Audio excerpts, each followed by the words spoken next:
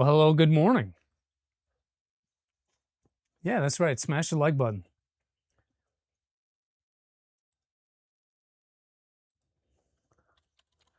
How's everybody? I was trying to figure out how to get the music going today, and I don't know what's going on with my speakers. They're not working for some reason.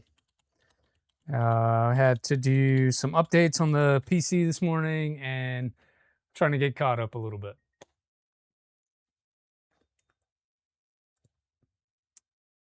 Let's turn that back on so I can see what you guys are saying. Oh, hold on. Trying to get me to sign into chat so I can see what's going on here. And hopefully that worked.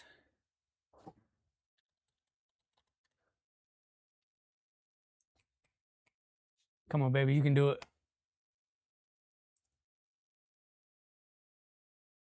All right, now I got chat back. Great. Who is here this morning? Reth, Clownhammer, Chaz, 3DHP, LTX, 10 Talon, Spectra. Who else? Wick Central's here. Kegel, Martin.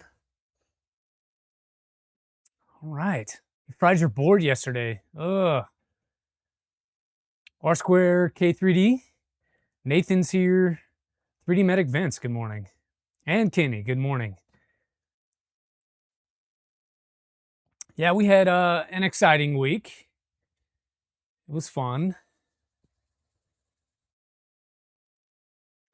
Yeah, Spectra, what'd you do? How did you fry your board? And when you say 4.2.2 Creality board, I assume?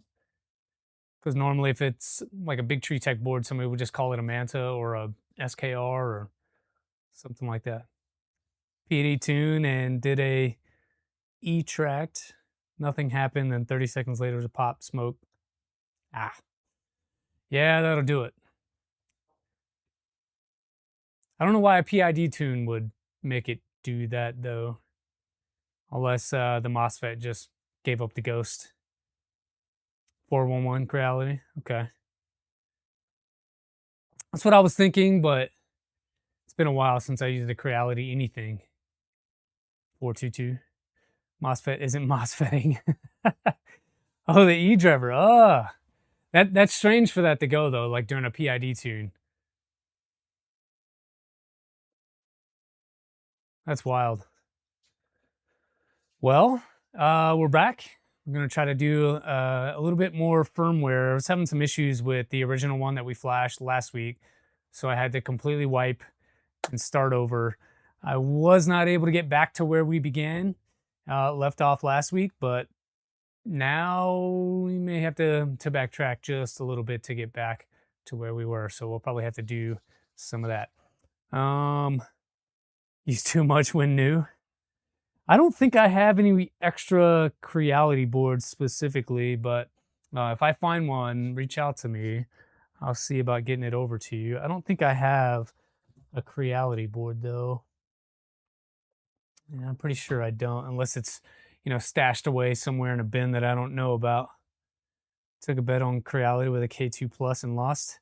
I've heard that. I heard because it was originally what, like the K1?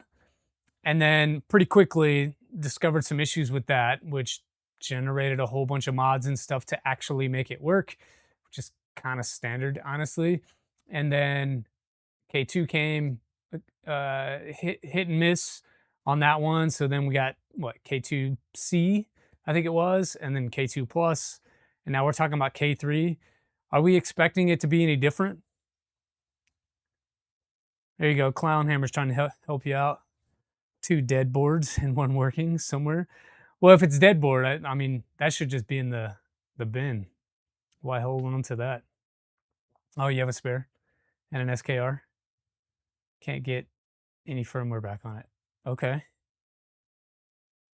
Nice. Look at people helping each other out. Speaking of helping each other out, Chaz is doing a really cool project. If you guys haven't seen that, I'll let him tell you about it while we try to get over there and take a look at his post. Let's see if I can bring this up real quick.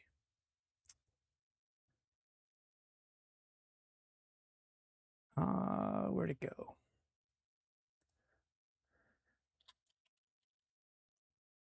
See if we can bring this up. It was a really cool, based on the shenanigans that happened this week. Here we go. Let's take a look at that. So Chaz decided that if you're going to do harm in the community, he was going to turn you into a meme. And so now we have a mini version of the Stone Wolf. Mini Stone? Yeah. What are we going to call this, Chaz? Are we sticking with High Cat, or are we saying Mini Stone, Wolf Pup? What are we calling it? So about $110 is what he's quoting here from JLC PCB. And that's just for the frame. You're still going to need motors and hardware and those kinds of things. So cost will be more than $110. But if you have a lot of that kind of stuff laying around, should be an easy build. High Cat, love it. We're going with it. What our new boards for the fix issue was 1.5 firmware. Hey, Boothie, good morning or good afternoon. Stone Wolf equals High Cat. Yep, there you go. High Cat. So printers for ants. It's a 120 size, I think, is what we were talking about for the build area. 180 would make these parts much larger, and an entire other 3 days of Chaz and CAD to make this a reality if we wanted to go with a 180. But 120 is easily available. You can get a V0 bed. The LDO one with the PI heater, the polyamide heater, would probably be best for this. But this is the initial stage of it. I think it's done. I mean, I'll let Chaz say, but I think it's done. One time interested in stone, glad you didn't pull the trigger. Yeah. Printer looks real familiar. Heard about it recently. Yeah, it's been a fiasco, and I wanted to dedicate the first 30 minutes or so to answering any questions or comments that you guys had about that, just to clear the air, talk about the elephant in the room. If you guys want to talk about that for a little bit before we get started, I'm down.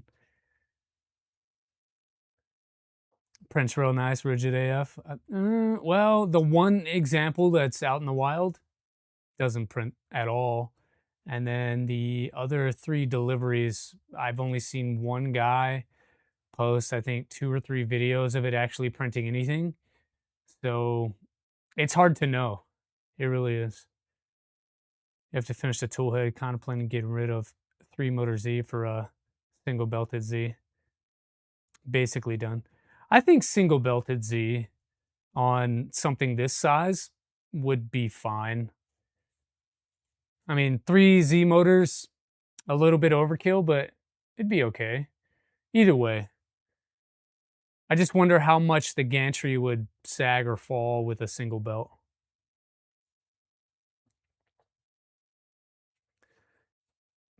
Commend me on my professionalism. That's what I get paid to do, is be professional. Remain calm. Yeah, so my style is more, because I've been working on that for about a week, and just a week of collecting the receipts. And so unemotional fact-based data is how I process information and how I try to deliver a message before I just go off the handle. I try not to react with emotion, and I try not to react in the moment. It takes a lot of practice, and I'm not always very good at that. But having a week to kind of go through it and digest everything and then figure out how I wanted to portray things, that's why it was as calm as it was. I'm not always calm about the situation. It sucks getting taken for a ride, but here we are. Aluminum or thick acrylic? I believe it's aluminum. So something like Sin with their laser cut service could probably cut all these parts if you wanted to go that route. 3 lead screws tied together with a gear reduction belt loop underneath, bamboo style. Okay, yeah, that would work. That would work.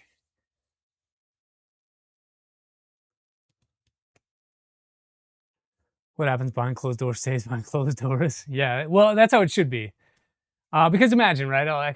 I come out the gate hot, and I'm just throwing names and saying all kind of wild stuff. Like, what does that do to the credibility of the evidence that I provided? Um, and the funniest part about it, I think, was that uh, as I'm going through the next 6, 7 hours or whatever after the video posted, I wake up the next morning and it is full of comments. And so shout out to the community for holding their feet to the fire, telling their stories, DMing me, sharing, sharing their opinions. I'll say it that way, good and bad. It was an outpouring of support, and I appreciate it. Doesn't change what happened or what may or may not happen in the future, but I definitely want everybody to know I appreciate it. It was cool to have that much, I don't know, consolidation from the community to come together. And now we have something like the high cat. Now we have something like the high cat to go with. You live in a house full of women, got to learn to control your emotions. Yeah, but they don't. So if anything, like I'd just be doing what they do. Field test.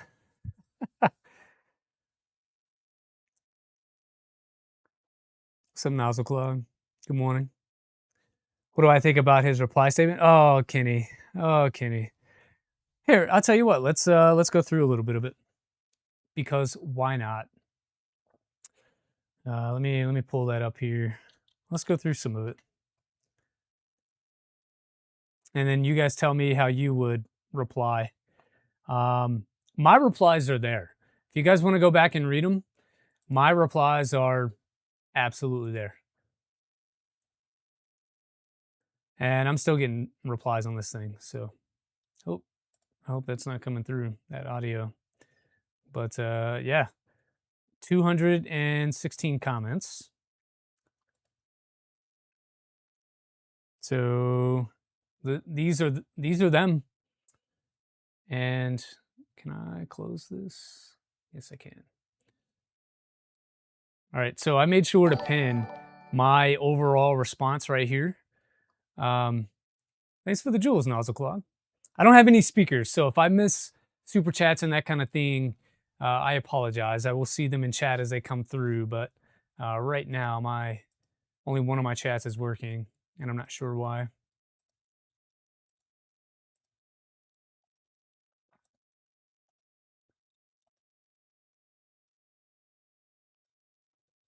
See if it starts to act nice. But you see jewels you send? Yeah, I don't know what the jewels do, but it's pretty cool. But Martin's getting his popcorn. I love it. All right, so full Clark Griswold. Yeah. So this is what I posted. And I don't know if it really matters. I don't know if people have read it or not, but my response is right here. This was before I even released the video. This was pinned. And then you'll see just 40 minutes ago, Rando Tech Nerd came in and shared a little bit of his story as well. Explain a little more about what the printer is and why I wanted it, right? So that's fair. That's a good critique. They want to know more about the project as a whole. I just feel like, why would I explain the project, give it more hype and attention when it doesn't really exist in the real world anyway? Right now, it's still a concept. None have been shipped. None have been built other than the one working example that he shows. So I'm a little hesitant to do that, but I get the sentiment. And then trying to sell me a printer. Speaking to my heart. Speaking to my heart. I love it. But yeah, you can go through this, and there are, you can see that Stone replied to some of these. The one that really kind of pissed me off, though, and that out of all of these other things that are, a mix of support and I hate scammers and, you suck, you should do better. Like, those things were common themes throughout. But the one that really turned it up for me and generated another reply was a little bit further down. I'll try to get there.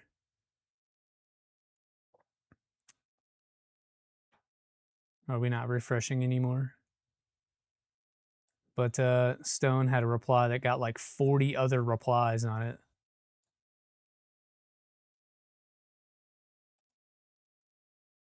Where did that go?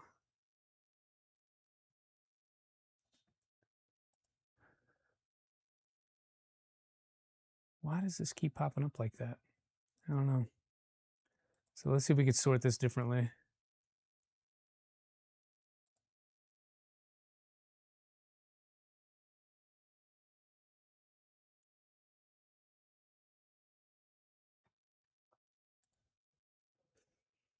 You believe on your community post? Yeah, there was something there as well, but that's something I couldn't really control as far as who was commenting where. But no, he commented on this video. But yeah, the post also. So if I go to my channel and you go to the post, this is the one that Chaz was talking about. First the Lego scandal, now the great printer rug pull. Yeah. And then you go over to posts. I think this is the one that Chaz was talking about here. My open letter to Stone.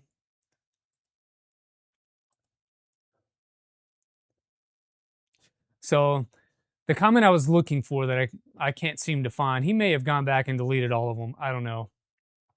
Because I didn't notice any as I was scrolling from him specifically. But I tried to litigate the whole story in the comment section.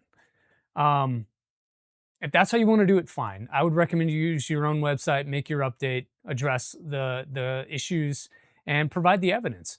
If I am wrong, tell me I'm wrong. Show the receipts. That hasn't happened, which either means they can't or I was correct. I mean, there's no real in between. Regardless, this is my open letter that I posted about a day and a half, 2 days after the video came out. And I said, I appreciate you stopping by the comments and trying to tell your side of the story, but it didn't really address any of the issues that I covered in the video. And so this is my open letter. I'm not going to read it and go through it. I'll leave that to you all if you want to do that. But essentially, I told them they didn't address any of my concerns or my emails back in May.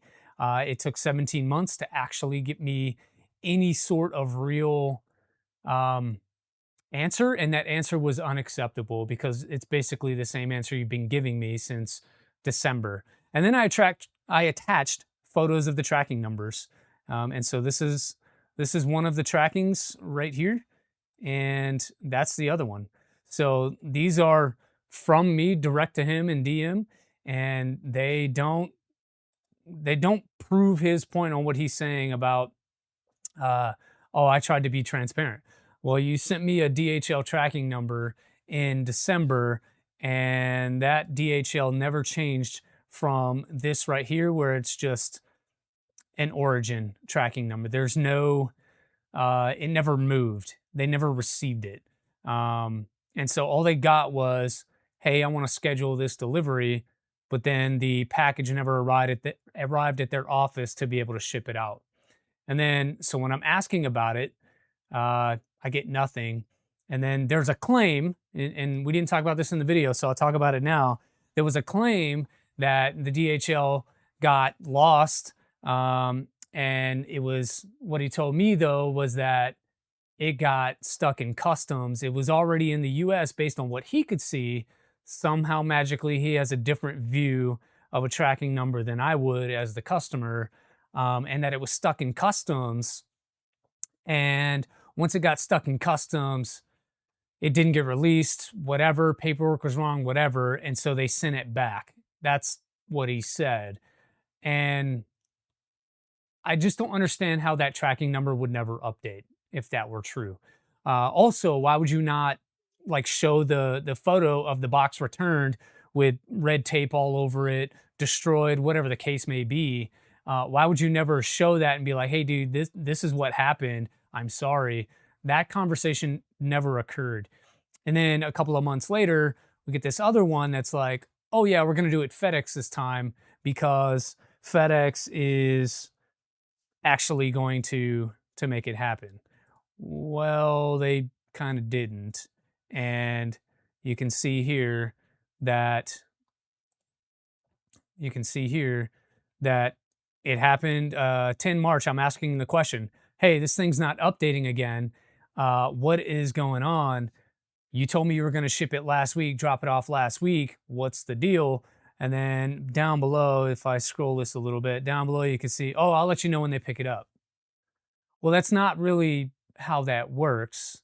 If you make a label, you either drop it off or they pick it up within a day or two. Like, it's not a 10-day turnaround before they come and get the thing. Now, I don't live in Prague and I don't live in Czech. Maybe that's normal over there. But this static tracking number stayed static for an entire 30 days until that number expired. And so this is not even a valid number anymore that I can use to track anything. So why are you paying for shipping? Why are you paying for tracking numbers and then never dropping anything off? That's weird. And now that's twice that's happened. And then you guys saw in the video that I get an email saying, hey, it's shipped, it's paid. Dave, whoever the hell Dave is going to reach out to you and give you some information if you don't get it beforehand.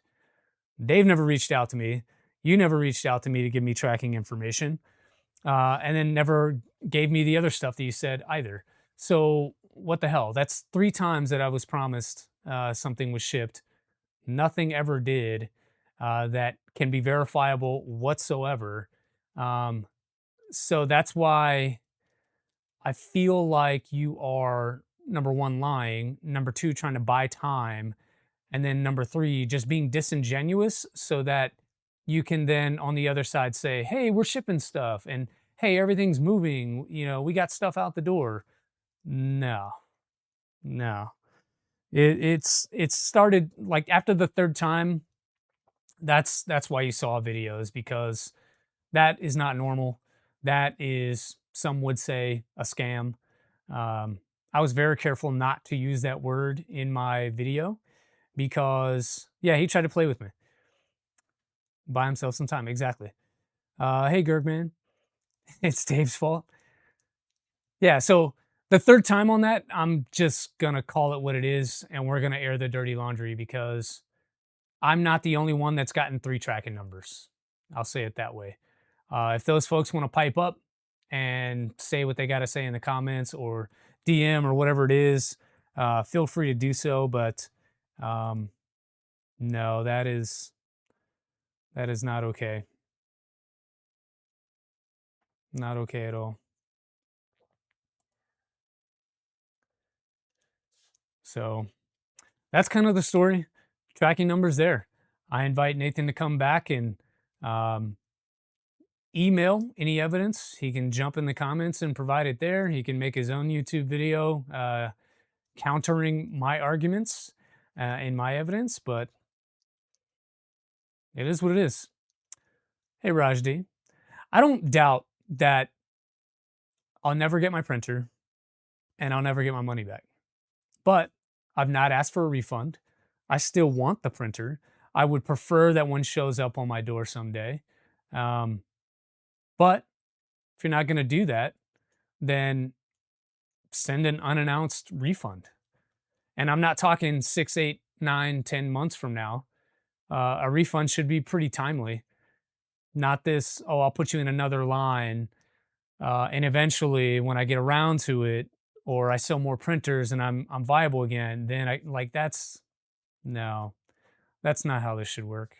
Your comments don't show up. What do you mean? I can see your comment right now.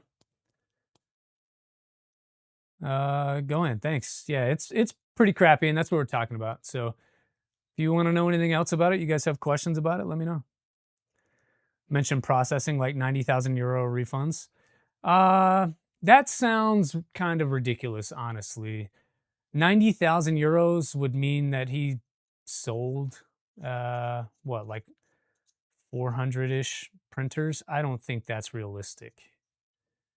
Now, I don't have any evidence to prove that one way or another, other than what he had said in the private Discord server, of which, by the way, all is in the description of that video. You can go to that Google Drive link and read back all the way to, I believe, February or March of last year, all the way up until the day that video came out. All of the chatter's there. And I believe in one of the messages in there, he talked about 150-ish printers, nowhere near 90,000 euro.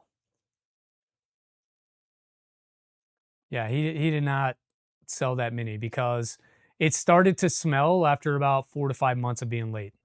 So if I order in January, you tell me it's due in March, and I wasn't the only one. The first 30 were supposed to be done in 8 weeks. And so that's 30 people that got burned after about March. And so now questions start rolling. And so if there were cancellations, that drives up the pressure, which assumingly caused him to reopen pre-orders to get more money to pay for the other ones to come back to try to get back on track. And so it became this self-licking ice cream cone that just never materialized. And so instead of throwing in the towel and being like, hey man, I failed, we're going to start refunding people, this is, I got it in over my head, it just refuses to admit defeat and move forward, and would rather just string people along, hoping that we stay on indefinitely. 60 to 65 printers, 90K, good. I don't think that there are that many right now.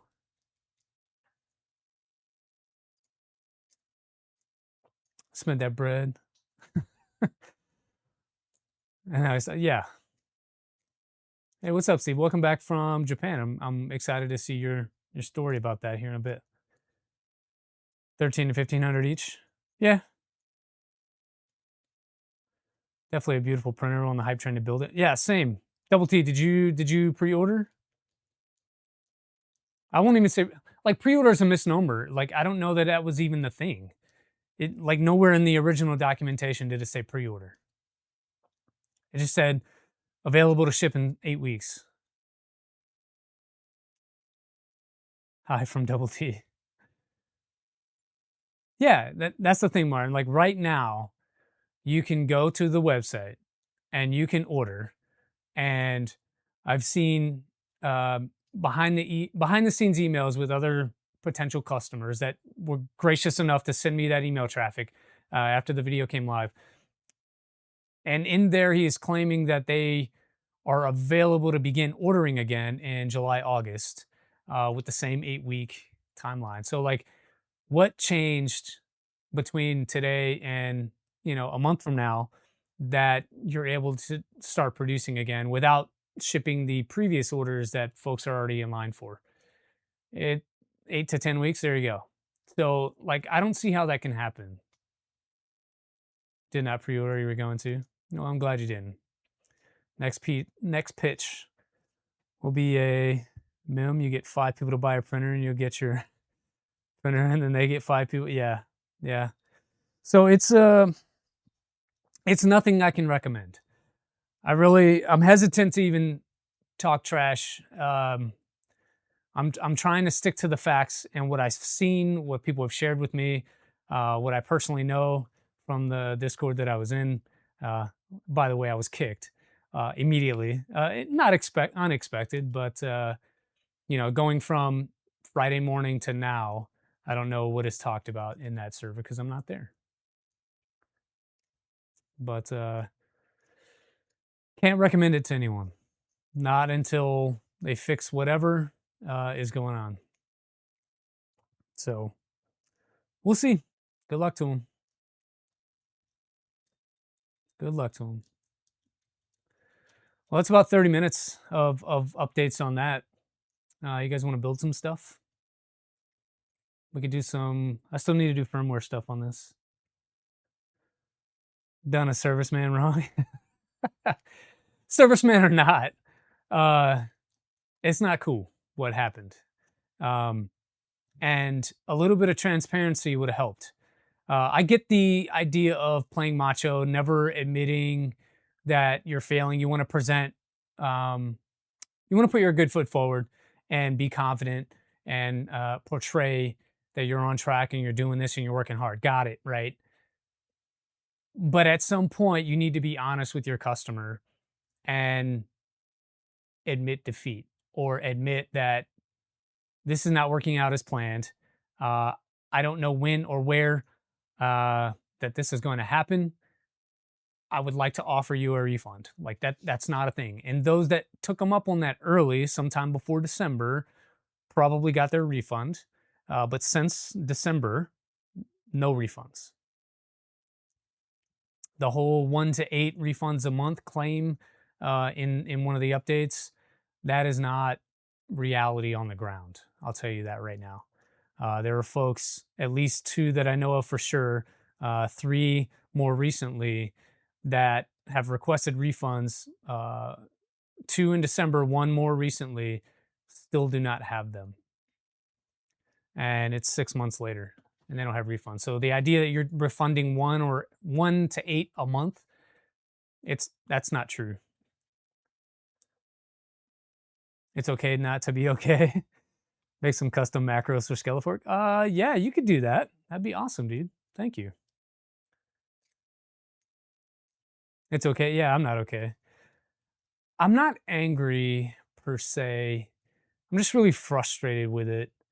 But I'll say talking about it and getting the word out about it and the outpour of support in chat and comments and emails and DMs helped a lot with the processing of all of that. A lot of outsiders don't realize how much we all talk. You jump in with a crap product and everybody will know. Yeah, we, excuse me, we may not talk every day or even every month, but I know that if I jump in and send layer by layer a DM, he's probably going to chat back to me pretty quickly.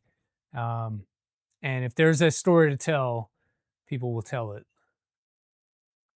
as one would be. Yeah. Yeah. So it is a small community. It is a small community. But I guess it is. Yeah. Yeah. It's a lot of people. But I mean, I think we pay enough attention to what's going on publicly on Twitter, on Discord, on YouTube, on all the social medias that if one post goes, it takes like one person to share it, and then one more person to see it, and then it goes from there. And folks may not be intimately familiar with the details and all that kind of thing, but they've heard of it, and so it becomes like this buyer beware thing. And so, if there is interest there, now they start asking more questions than maybe they would have previously. So, the whole purpose of it was to make sure that you know what you're getting into. So, if you still want to go over there and buy one of those printers, realize that while it is not marketed as so, it is a Kickstarter and you're taking a risk. I encourage you to read through the terms and conditions. There are so many outs in every single line through those terms and conditions. Actually, you know what? Let's do it right now live. And we can post this for later. So if you go to the updates section, I'll take you over there. We talk about what really going on. And says, don't care for excuses or drama. So he's calling it out himself. It's excuses and it's drama. Everything in this post is excuses and drama based on what he said at the top, right? And then you go all the way down here, and then it says, meanwhile in the Batcave, this is the stuff I guess they're just working on. It's like, how are you working on this stuff for a printer that no one has? Like, why would you not spend your time putting a kit in a box, putting a label on that box, and then dropping it in the mail or dropping it off to FedEx? Like, that's the part that's hard to understand. Why are we wasting time doing all this random stuff when it was billed as using vanilla Clipper anyway, instead of just packing and shipping? I don't understand it. It's really wild. Bricks and minifigs. Yeah, so I'm not like a super Lego guy, John, but I did see some of that. My buddy is a really big Lego guy, and he texted me about it the other day. And so I went and watched a couple of videos. That's wild. I didn't realize that the Lego community was so, I don't know, like involved in stuff to that degree. It definitely reminds me of this though. It really does. What you want, customized created? I'll need to know what probe you have on there too. Go ahead. It's a nudge is what we're going to use for Z probing, and I think it'll be like virtual Z stop as well, because I believe what happens is the nozzle comes down and like dislocates from the end stops on the tool head itself, because it's a Maxwell coupling, and that breaks the circuit, and so it's a Z virtual end stop, I believe is how that works. I haven't super gotten that far yet. We still got to get firmware on this thing. Now I cross the line using your childhood hero Batman, you're pissed. Wasn't in the Lego until you saw that? Vibe coding a ripoff of Bamboo Flow Control for 6 months. Yeah, that's what it seems like. You're not the first person to say that. But what I wanted to show was down here at the bottom. So when you come down here and you go to terms and conditions, and this is the one that everybody misses, like nobody goes and reads this stuff. And so right here, read, okay? Make sure you do. Prices are in euro, payment is accepted via Stripe and bank transfer, full payment is required. No installments are available, okay? So you're gonna pay full price right up front. Lead time, 8 to 10 weeks from confirmation. How? Because there is a queue in front of you. If you order today, 30 to 40 people in front of you still waiting, way past 8 to 10 weeks. We're in the 70-something week, maybe 80-something week. And then you get into custom built, individually assigned, blah, blah, blah. By placing an order, you acknowledge the right of withdrawal does not apply. So once you place your order, you're not allowed to backtrack at that point, because supposedly these things are customized and serialized. Okay. And then cancellation, right? If your order is not entered production, you may request a cancellation. Once it's begun, cancellations are not possible. Well, what does that look like? What does production mean? Because I've seen a table full of parts and none of them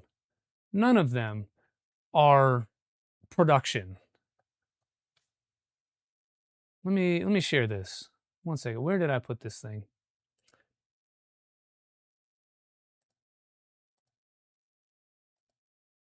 I'll share this over. So I think you can see that.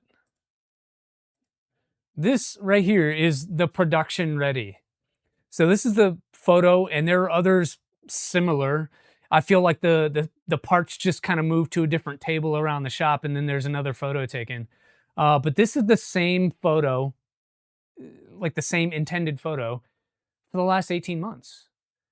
We've got a pile of parts on a table, no assembled printers, no like production line, no photo of people putting things together. There's no other working printers.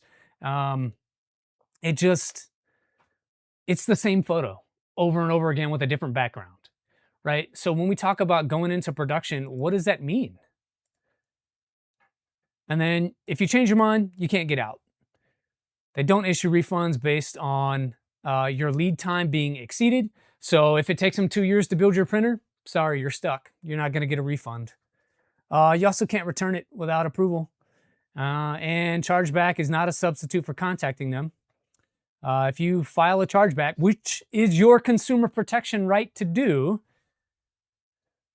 without valid ground, may be considered misuse of the chargeback process. And here's the thing, by buying the printer, you sign up for this. You are waiving your right to a chargeback by buying this thing, which is not cool. And then we say they ship via FedEx. Shipping costs are calculated and change over time. Cool. And then here's the out, right? Here's what I was talking about. When your unit is ready, you will receive tracking information before it ships. Well, what if it's not ready for 2 years? You're locked in. You won't get any information until 2 years from now when maybe, hopefully, it's ready. It's crazy. And then if you live in the US like I do, you have additional things that you may be responsible for, like import tax. And with tariffs going up and down and changing all the time, you got to know that you're going to get hit with another bill when that thing arrives. What's up, Palms? Missed you coming in. Sorry, I don't have my speakers died or something, so I'm not getting the chimes I normally get. What else? Shipping claims within 10 days. If tracking shows no movement for more than 10 days or the carrier confirms the package is lost, contact us. Well, I tried that and I just kept getting the runaround. 24-month warranty. Cool. Well, you have to have a printer to enact a warranty. It's almost been 2 years, so my warranty is almost done and I don't even have anything. And then we don't do refunds because you changed your mind, got impatient, or found something cheaper. Well, then why are we buying this? Don't order unless you're sure. Ask questions first. Well, when you ask questions, you're told, oh, orders are going to open again in July, August timeframe. They'll ship 8 to 10 weeks after that. But then when I ask questions, um, before I ordered, I was told into March. So who's like, what recourse do I have? You have all these other like stipulations and stuff in here, and it's like, hey, we're not going to order, we're not going to honor your request because you agreed to these terms and conditions. But these terms and conditions are different than the ones that I agreed to a year and a half ago. If it shows up, it probably won't work. I don't doubt it. I don't doubt it. At least in the US, fraud is always available. Consumer protections that you cannot contract away. Right, right. But the average person that doesn't even read the terms and conditions, will they know that? They're not going to know that until they get boned and realize, like, hey, it's been 6 months. This thing hasn't even shown up. What is my recourse? And then they start getting smart on what's going on. Sounds like Bamboo Labs changing terms and conditions after the sale. Yeah. Yeah. So this is the new website, by the way. We didn't even talk about that. This is website 2.0, right? That's why when you go to these updates over here, there's only stuff from June, and then the previous one was May. And it's just warmed over. You threw it in the microwave and warmed over the BS and served it to you again. It went away because of payment options or whatever, cool. But all of those updates prior to are now gone. Terms and conditions, gone.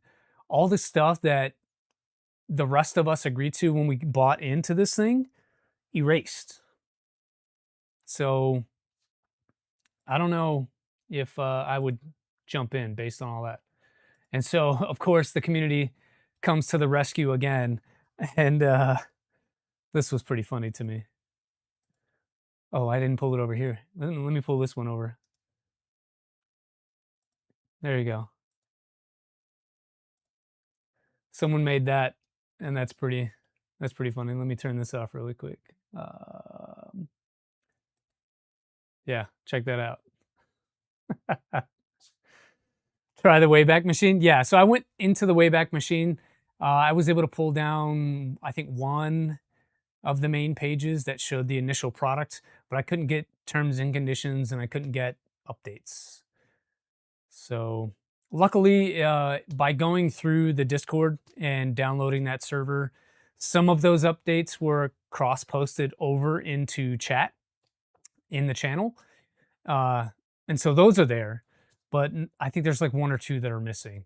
But you can see it starts off with like manufacturing problems and then like, oh, I had bad motors and then some other like random stuff.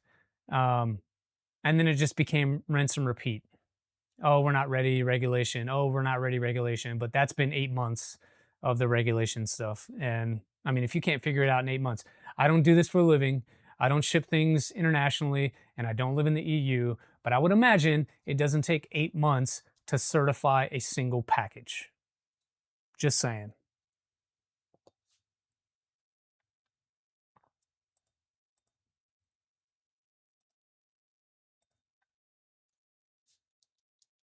that should have it. Web archive. It could be Mr. Kevin R. I've gone through. I don't really see a lot on there.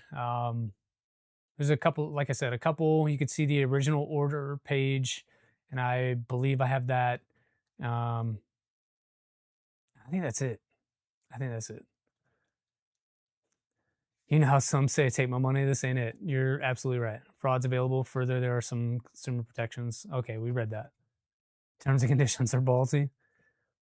Sorry, I went on my tangent. I went on my rant, and I was not keeping up with chat. So if you had a question or a comment in there and I missed it, I apologize. Slow boats from China are faster? Yeah. Yeah. So after that all came out, and I'm going to wrap this up. After that all came out, again, huge outpouring of support from the community, and people liked, they shared. That is my best video to date. Not that it's about that, but it went way further and outside of just our little circle of folks that show up here on Sundays, which was very, very satisfying that the word got out so fast. So within 24 hours, I think there was something like 3,000 people had watched it. Over 200 people commented. Quite a few, maybe a dozen or so, shared stories of their experience with the same kind of thing. Basically, co-signed what I said. And so, yeah, that's really what I intended it to be. And thank you. Oh yeah, good. Good. I hope so. I would encourage, if he is watching right now, to jump in the comments and tell your side of the story. Again, I'm not angry about it. If you want to jump in and say your side, I will add you into the stream. But I don't think that's going to happen. So it is what it is. Oh, I definitely plan to clip this though, and we'll make some shorts on it, so they'll get to see it. But I think that's enough of that. I'm ready to close this chapter. I do owe you guys an update though, so if another 30 days go by, I will probably be relocated at my next place, and I'll give you guys an update if there's anything to update about. I mean, really, the only thing that anybody wants to know is like, hey, did it ever ship? Did you ever get it? Did you get a refund, or did you do a chargeback? Like, what is the eventual outcome of that? Right now, today, I don't know. But if that does change one way or another, I'll let you guys know.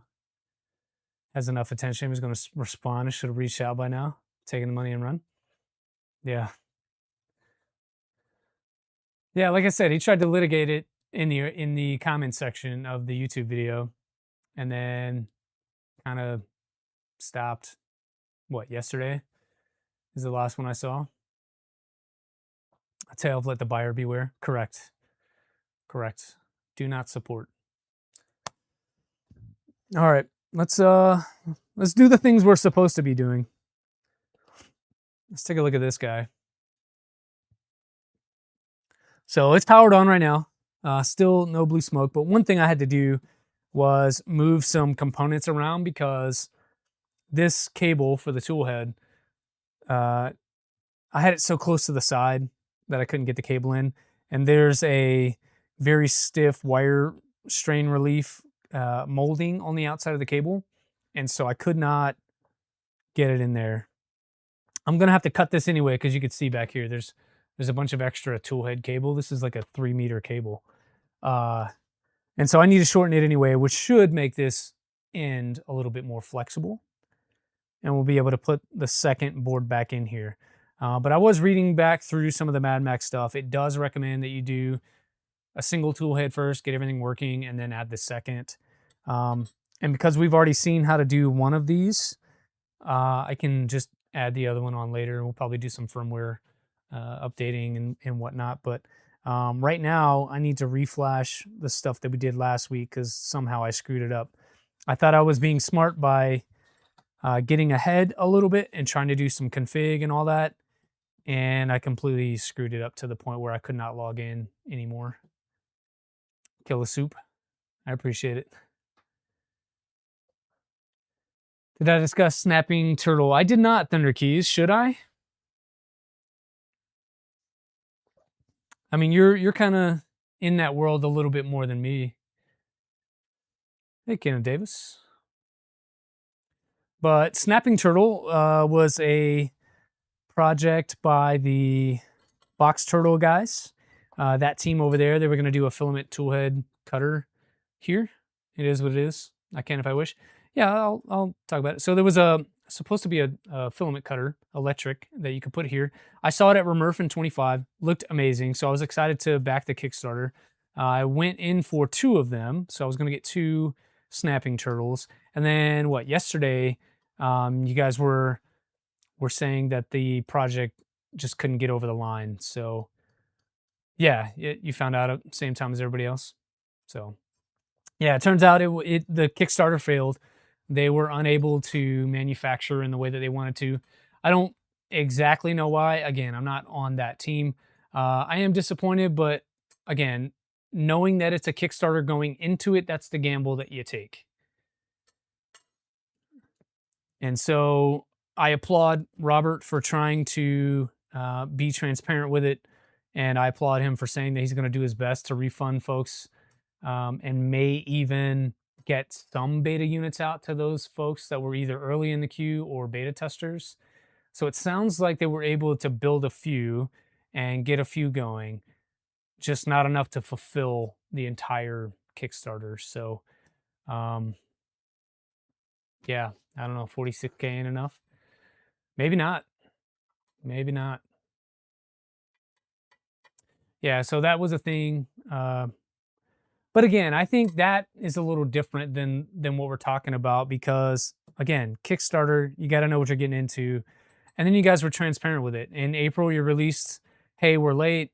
This is why, manufacturing, this and this and that. Cool, got it.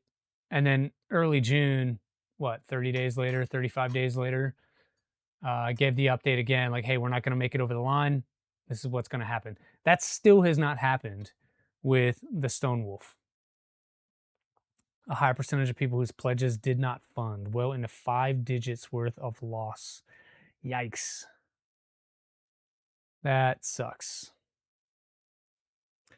Yeah, that sucks and that can happen.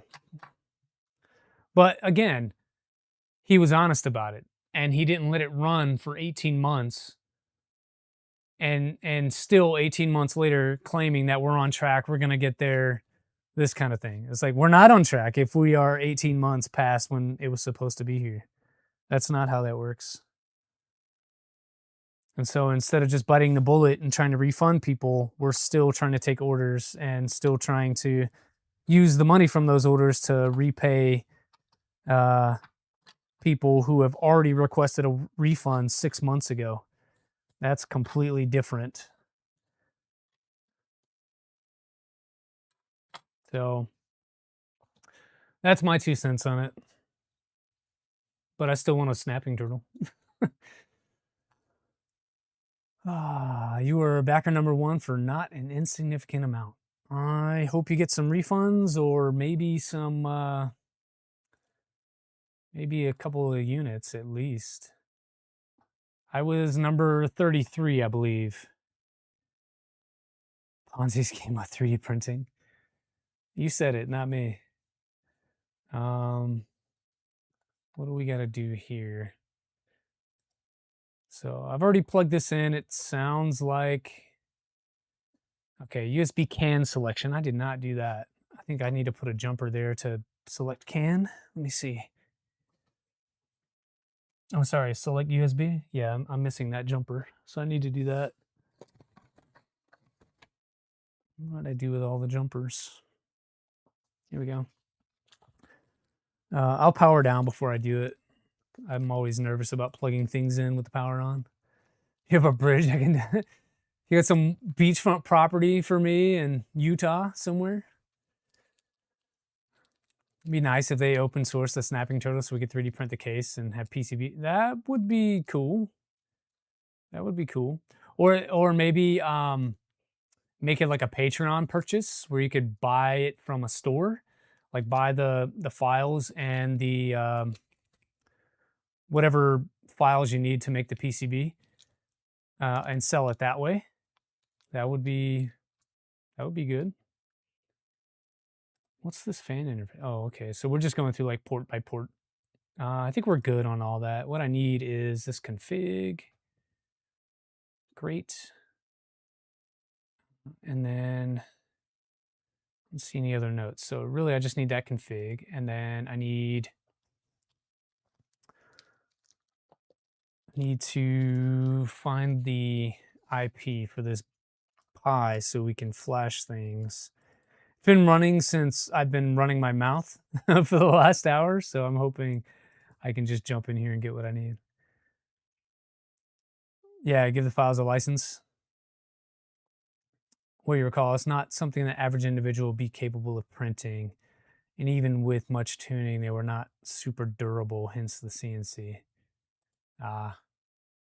Okay, so it sounds like it was probably a little more specialized than what we realized. I thought the one that we saw at Rocky Mountain was printed. Can we just have like version 1?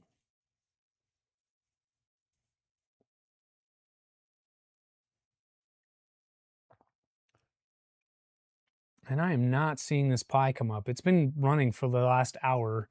I double checked the SD card before we began to make sure I had the correct credentials in there. And I did. And so I don't know why it's not showing up.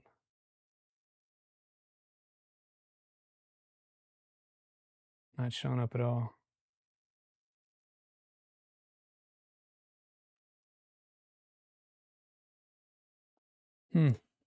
Well, I guess we'll just burn it one more time. All right, let me shut this down. While I'm doing that, I can add that USB jumper. Because we're going to need to be able to talk to this board anyway.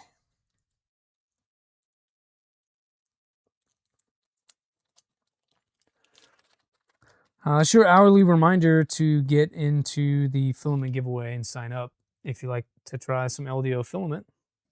If not, that's fine. It gives other people a better chance of making it.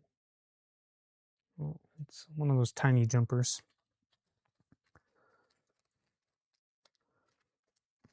I think there's tiny ones in this little bag. Maybe not. Okay, well, let me find some tiny jumpers. Uh-oh, making a mess, dropping stuff. So I went back and I was looking at some of the videos that we were doing on this, and I believe that we started this project, unfortunately, in like January. So this has been going for a while. Really need to finish this thing. I got a couple of weeks off coming up, so we may end up doing multiple streams during the week just to try to get this thing over the hump. I need to be done with this project.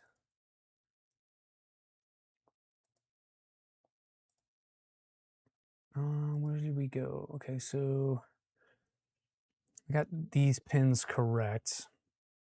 So when I get these 2 green pins up top here, that's what I just added. That's the jumper I just added on. So we can get some USB communication going. I do like that just by moving a jumper, you can select either CAN bus or USB. That is kind of cool.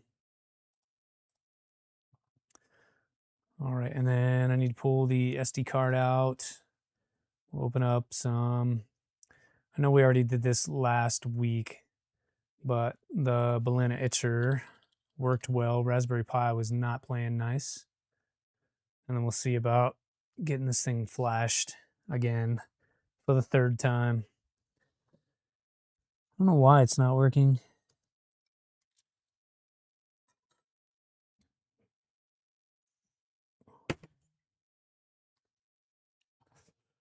All right.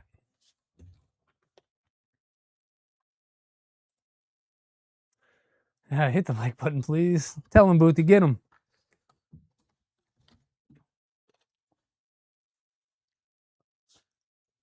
How's your CNC going? Are we cutting metal yet?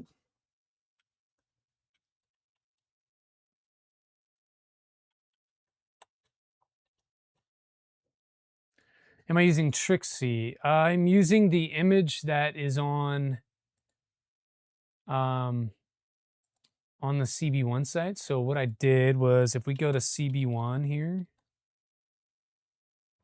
CB1 image, what you'll see is a release. So we go to the newest release, was released on April 30th, so a little more than a month ago. And I believe it's based on Trixie. It doesn't, yeah, here we go. Debian 13 Trixie right there. And so I just downloaded this image because I'm using a Pi V1 that I had laying around. Yeah, Pi V1.2.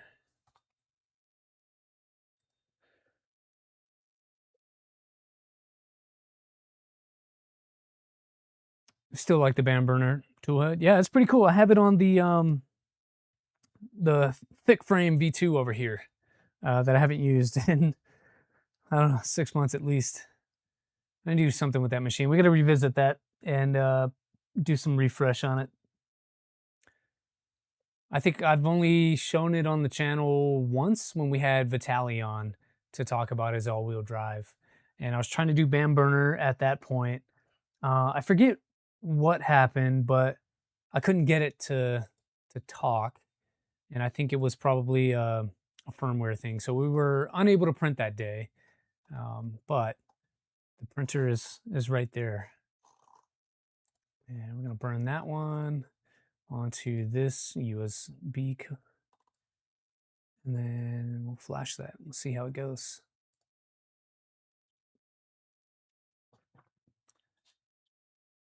Very bright Doom Cube. Hey, GPs.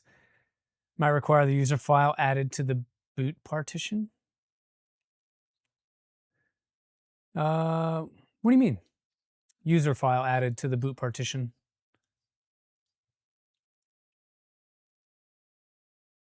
Because when the image flashes, there is a, what's it called?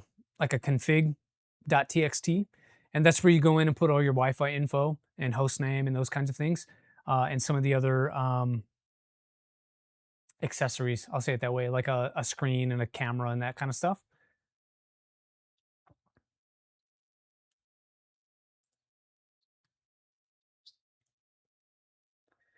Ruined by a warped cover? Warped cover. What are we talking about? Planning on building a monolith. I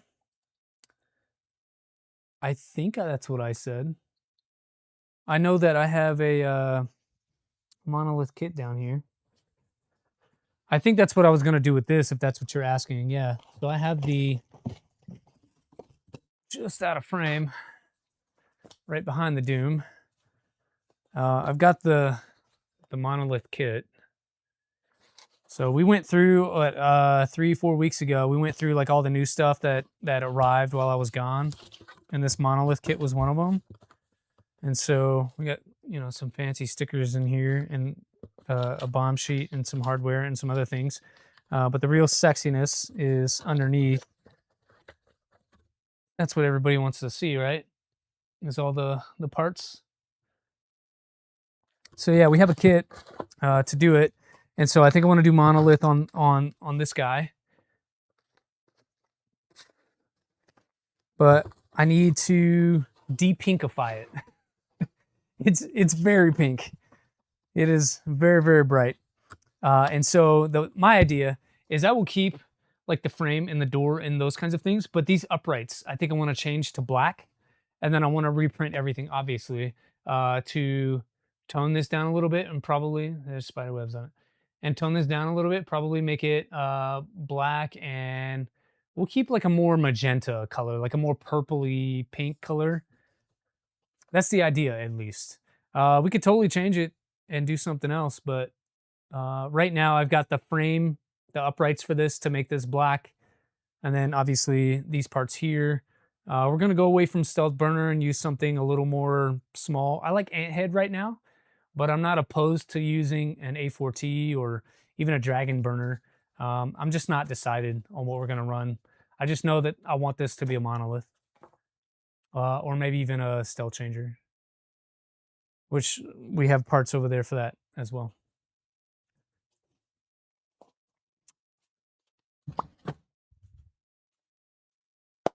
What else? Hey, Steve 3D Builder. Thought you were going to. Lovely kit. Thanks. I didn't make it. That was that's all to LDO and the creator. Need some yellow and cyan for your regular Taco Bell style. Build one printer as a Taco Bell themed printer, and like that's the expectation now. You got to do me like that, John. Trinity Toolhead. I've seen it, GPs, and I am prepared. My my tricorn is right here. I'm prepared to do it. Hey, Low Sync. I think SLM will be heavy though, won't it? We're almost finished flashing.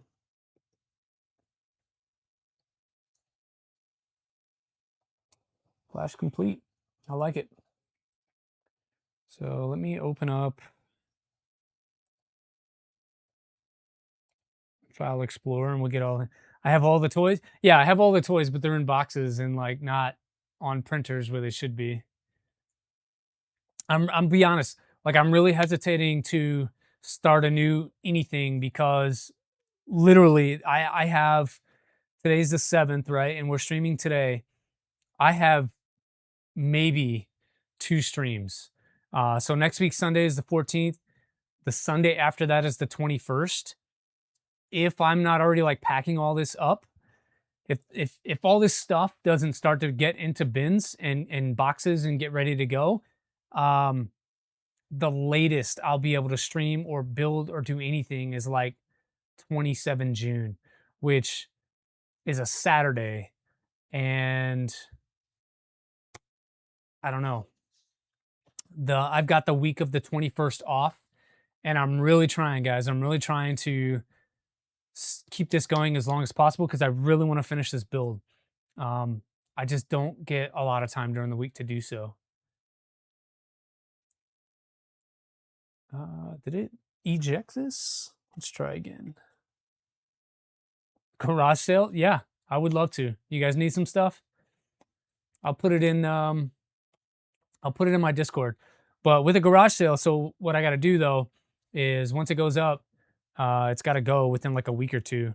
If you guys try to wait for it or whatever, I'm either gonna have to take it down and not get it to you until after I move, which is probably beginning of August, or give it away to someone local or whatever. So, but you're right, I do need to throw some stuff in there. What do I need to do? I'll be here on the other side. What do you mean? What do I need to do? For the printer or for the things and the stuff? For the garage sale.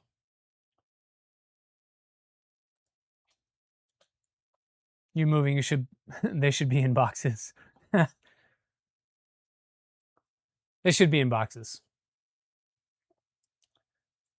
So right now I am putting in my Wi-Fi info into the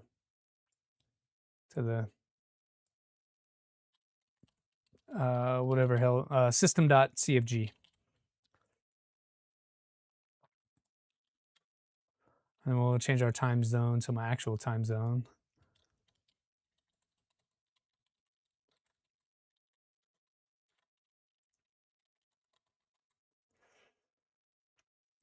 Packing, moving, etc. All the things. Yeah, dude. I mean, I don't know how far away you are, but I live in Southern California. I think the closest one to me is like GTR Dad and can I deliver to Omaha? Yeah, I'll bring it all with me. Wick Central, if you wanna swing by, I'm not sure how far away you are from Omaha, but if you want to swing by and kind of go through some stuff, maybe we can get you hooked up with some things. I am open to it. And if anybody else is near Omaha and wants to link up, let me know. I'd be down for it. I believe there's a 3D printing store. It's called 3D Print Stop, I believe, in Omaha. That seems pretty cool. And I think I want to go there and see if we can make friends and maybe have like a smaller maker community meetup, like a kind of like a mini Rep Rap Fest or something for that area. And then who knows? Maybe it grows into something big and it'll be an actual Murph. You're so done with moving. We're in our death home. Yeah, I would like to be.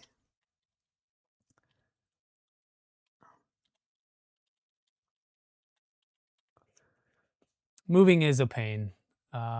It's never fun, but there are such things as like easier moves and harder moves. Coming here, leaving Oklahoma, coming here was a harder move. It was very frustrating. They were here for 4 days, packing the house, trying to get us out the door, and we barely were able to do that in time. Once we got here, unpacking was pretty seamless. I think we stayed in a hotel for 2 days. Adam, thanks for becoming a member for 8 whole months. Thank you, sir. So we stayed in a hotel for 2 days before we were able to get in the house. And then I think it took just 1 day for them to deliver everything. And it took us another, 6 months to unpack it. I mean, I say that, but I know that over there, just out of frame, there are boxes that we have not unpacked in the 2 years that we've lived here. Just miss Oklahoma by that much.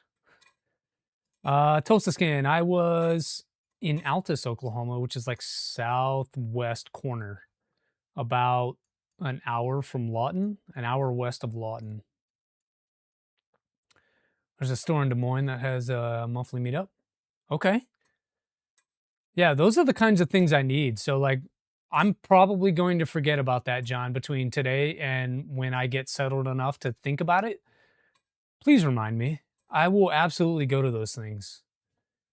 Nerf. I like Nerf. Nebraska Rep Rap Fest. That's a good idea, R squared. Just missed Oklahoma. I don't miss Oklahoma. I miss the job I was doing and the people that I worked with. Oklahoma was Oklahoma. Spectra, thanks for joining the server.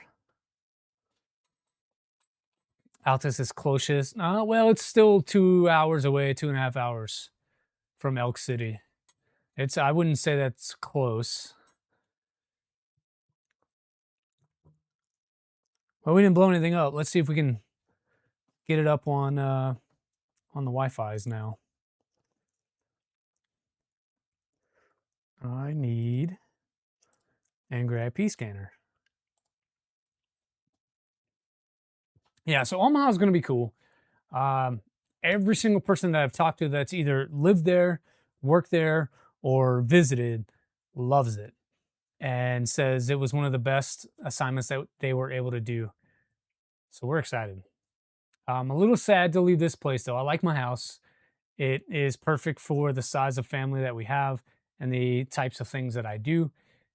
The location is tough sometimes. It's 2 hours from really anything. It's 45 minutes to the nearest insert date night event. But outside of that, it's not too terrible. The weather here is pretty brutal.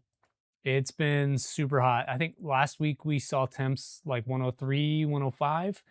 And then for the next couple of days, the high is roughly 90, 91. But then it's going to get hot again next weekend, up over 100. Pretty nice garage. I do. So it's this weird thing. It's a 2-car. Imagine that. But then there's a third like car bay in front of the 2-car. So one of those cars will be like blocked in if you had all 3 in there.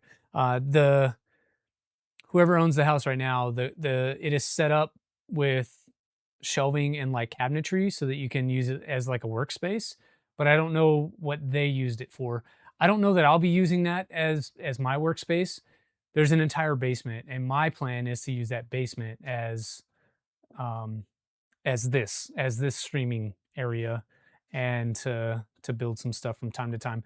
Some of the extra printers that I don't use all that much may end up in that space in the garage, but what you see right now will be relocated into a basement, and we'll get you a better backdrop too. I'm thinking about that and trying to see what would look good, what would not, what I'm able to do and not.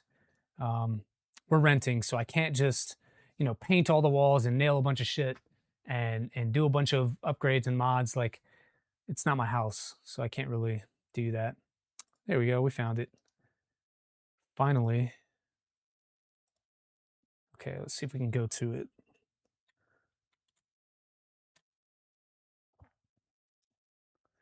So it's not going to connect right now because we have not connected to it yet.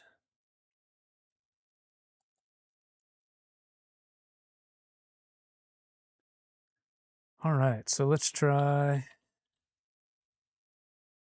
think we may have to generate a new shell. Yeah, we're not going to be able to use the old one, so we'll do a new one here. And IP username is going to be root. There we go. And so I got to make a new password for it. Sounds like a nice setup. Yeah, I'm excited. Love the mid-90s humidity of Omaha. Don't tell me that. I hate humidity. Humidity is my worst enemy. Heat is one thing, because even out here it's dry. But the UV rays are really high. So while you may not be overly hot, even in 90 degrees, you're gonna get sunburned. Even in 70 degrees, you're gonna get sunburned. Converted your garage to another room, and basements aren't really a thing. GPs, where are you? Are you in Europe? I think you're in Europe based on what you were saying earlier, right? I've never had a basement. Basements are not a thing everywhere in the US either. More corn, the more humidity. Does it smell like corn?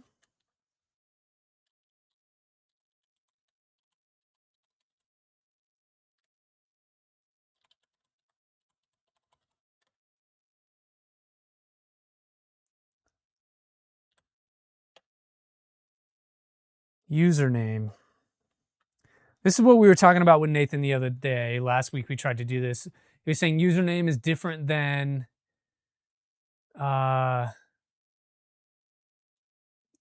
like, I don't know. What should I put here? I guess that's my question. What should I put for please provide your username? Let's see if I can make this bigger. I'm having a hard time seeing that, so you guys are probably having a hard time seeing that. No, UK Wales. Bedroom gets pretty hot. 90 to 98, no AC. That's gross. That's gross. I could not sleep in something like that. Like, it's got to be max, maybe 73. If it's not, I just don't sleep. Pie for everything. Okay. I was thinking about it, but I know that you were giving me, oh, the password. Okay, we'll do that one.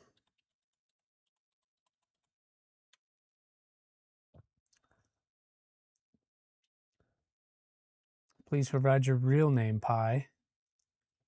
We're going to do Pi again. Use Pi as your username, so it's the same as the other printers.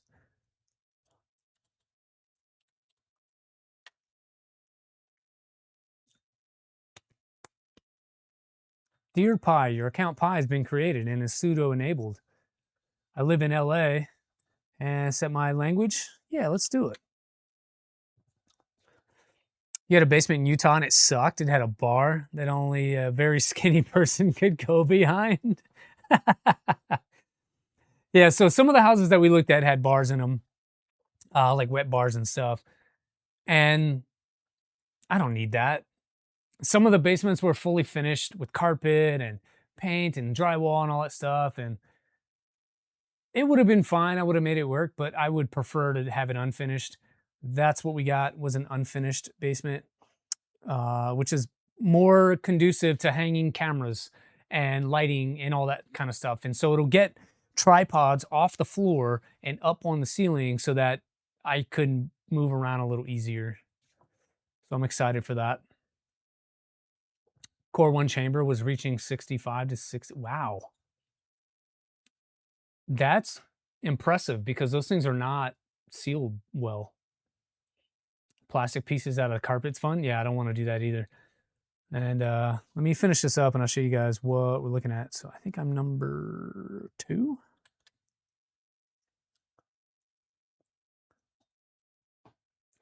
And over here, I'll let's see.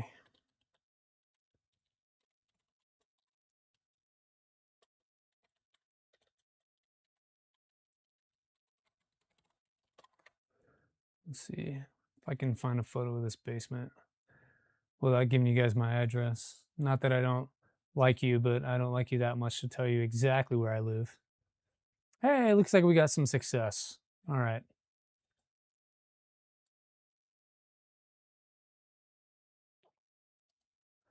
Let's see, that one and that one.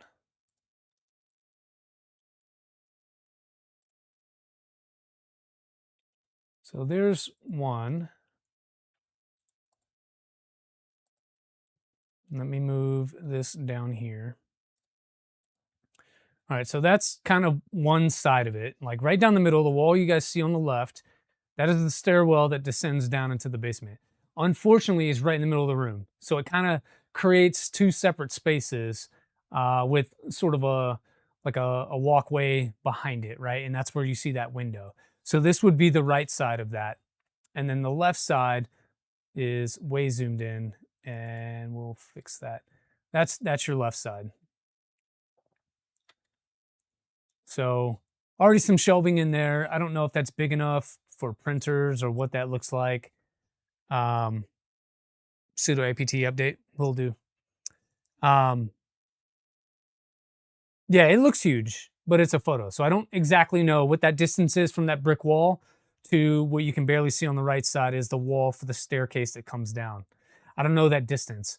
It could be as little as, I don't know, 6 feet. It could be as much as 20. It's hard to tell.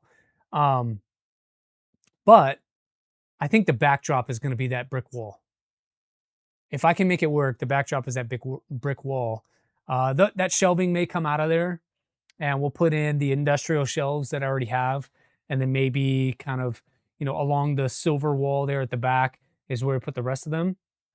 But TBD, got to figure it out. You can use the insulation to determine that. I don't know how wide the insulation is. Is it like a 4-foot panel? I mean, if it's a 4-foot panel, it looks maybe like 10 feet from brick wall to staircase. About 12 feet? Okay. Entertainment section on one side, makerspace on the other.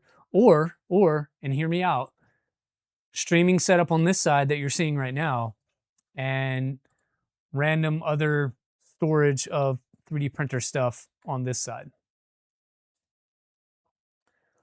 Regardless, I've got no outlets to do it. There's one outlet on the wall here, on this drywall, like right here. I'm not seeing any outlets in this photo. And I think I showed this off before, and someone was like, "Oh, you have this sub panel over here you could tap into." Again, I'm renting the house, and so renting it, I don't know that I can just go in and add electrical, not without permission, at least.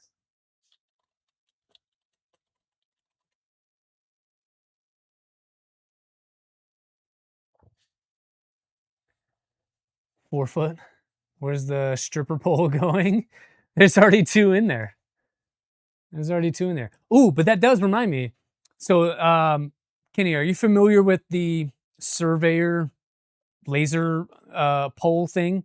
So surveyors, when they're surveying a job site, they have this pole that they can put on top of a foundation, and they set their laser height to where they want something to go. And so when you intersect that laser with a reflector, it'll start to beep. And that's how you know the whatever your laser is sitting on is at the correct height that you want it. That pole comes in a extendable format that you can then extend to a ceiling to create a pole, some different um, views. So that's what I'm hoping to be able to do. Uh-oh, did we lose stream? Did I lose stream? I hope not.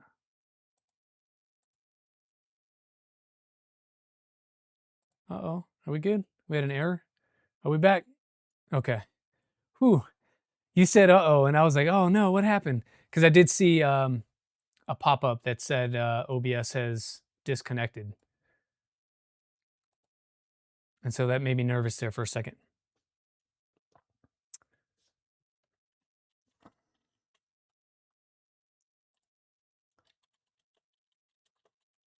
We did what? Update or upgrade before? We did update. Okay, so we'll do upgrade. You got one of those? It was spinning, now it's back. Okay. Froze for a second, buffered, dropped for a few seconds. Yeah, I just checked the stream health. I'm not showing any drop frames, but on the YouTube side of it, there was a couple of errors that I don't know what happened.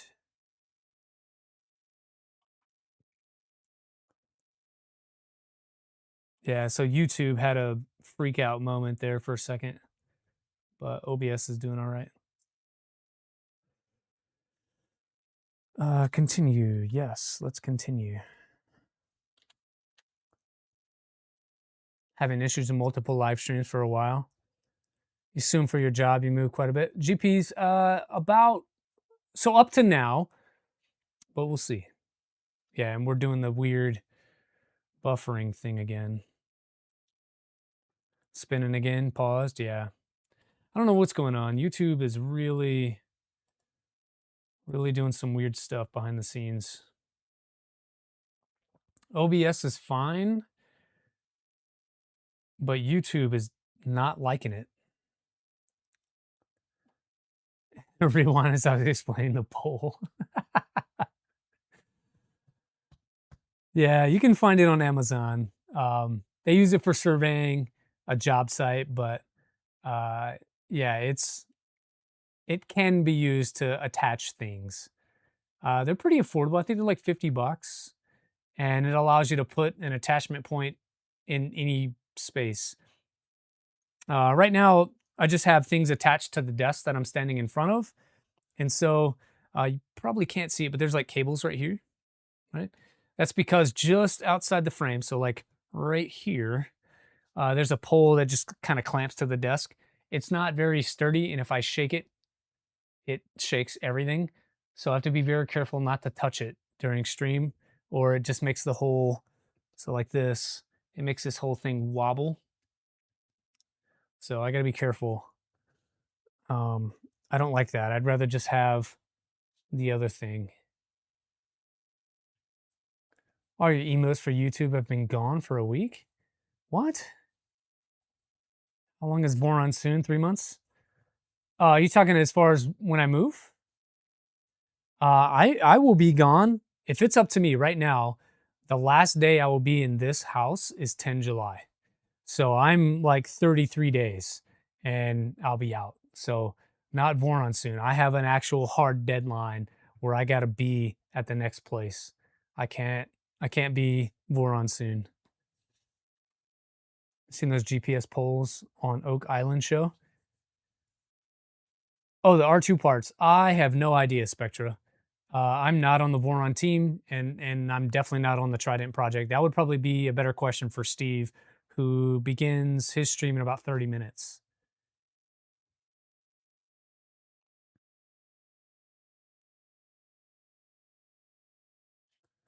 Laser transit, is that what they call it? Generally not the content creator. Yeah, I know. But I like looking for unique things that I can repurpose into useful items. Very soon, not actually soon. There you go. Very soon, not actual. What's the difference? Very soon versus actual soon.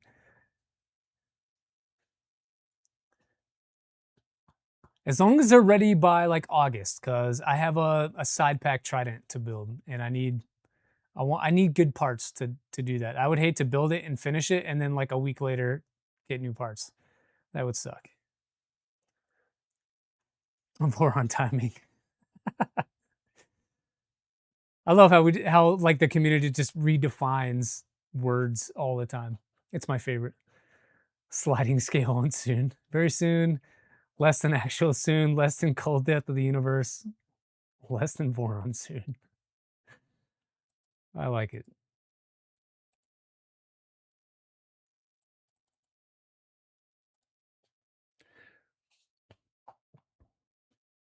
Whatever it is, it'll be great when it comes out and it'll be perfect.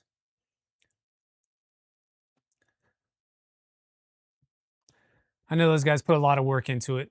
It's probably a lot of updating of manuals, updating of photos, updating of part callouts, BOM changes, website changes.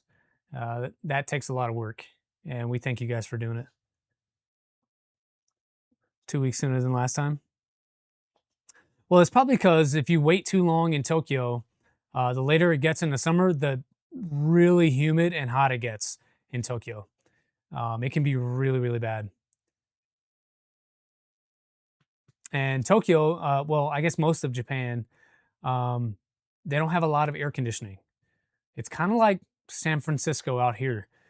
Because they're near the bay and they get that ocean breeze, San Francisco doesn't have a lot of places that have AC. So if you buy an older house, it may not have AC in it. Some of the new stuff probably does, but from time to time, it can get pretty freaking hot out there. Tokyo's kind of the same way. It usually doesn't have heat waves like that. It's an island, and so you get a lot of cross flow from the ocean. And so I think they just really didn't do a lot of AC. A lot of the new stuff does, but it can still get pretty sweltering out there. Better than the current Trident with belt routing, and one gets a nice little Excel bump. There you go. And then also too, the belts are shorter, so you can still use your old belts on your new build if they're in good shape. But I would just replace them if you got a few hundred hours. Belts are cheap. See the Elegoo emoji launch? I did. Lame is accurate. However, it's still a Centauri Carbon 2, which is a pretty decent printer. But I think they build it as like a new machine. They built hype as if it was something new and great and fantastic, but really what it was a Centauri Carbon 2 with stickers. And so it was a little disappointing. What should we do next? We gotta get Clipper on here. So let's do our Calico stuff. I know we did this last time, but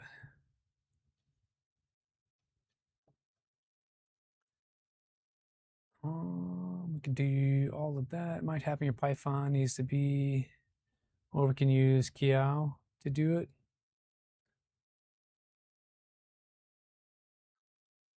I like doing this because there's extra extensions and things you can use. What's a SkeleFork? TT83. A SkeleFork is this. So, if you're familiar with SolidFork, it's a smaller build area printer by the Printers for Ants guys. It uses 1515 extrusions, but essentially it's a SolidFork is the name of that project. It's just a small Trident, right? So everything is smaller. SkeleFork comes from the idea that we use the Skeletor theme on this. That's the blue and the purple with the yellow. So because we're using Skeletor theme on a SolidFork, it became SkeleFork. And we're calling it that because these tool heads are meant to be tool changing. So this will eventually get another tool head, so we have two, and this will be basically a tool changer, able to do two materials or two colors, or a primary material and a secondary support material. So that's kind of the quick and dirty overview of what a SkeleFork is, but I'd be happy to answer any of your questions.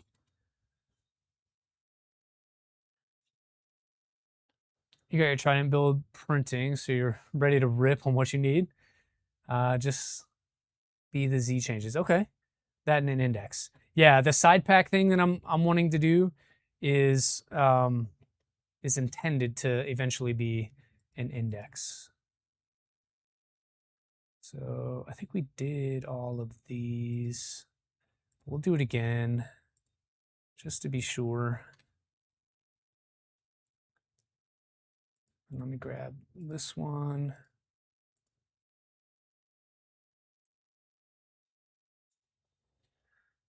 It is better than what a USA emoji Elegoo printer would look like. Again, I'm not saying it's bad. I'm just saying that the hype that it seemed to bring was unjustified. The idea that it was, I saw a lot of rumor like this is going to be a brand new printer and what's it going to look like? It's going to be Centauri Carbon 3 and all this kind of stuff, and it just wasn't. It was the same one that has been out. It just has emojis. Like I don't know why you would theme it that way. That's a weird, to me at least. It's a weird theme to put on it. Cool. So we're good on those. Like, why not partner with, I don't know, Marvel or something and make this script must not run as root. Oh, do I need to log in as my, how do I change users? Anyone got to see the Big Boy Train Tour? I've never heard of that. Proof sold a limited edition wooden Core 1. So what an emoji. Hey, Maker Viking. The CC1 owner still wait for multicolor hardware being shipped. Yeah. Yeah. PseudoPie. Okay.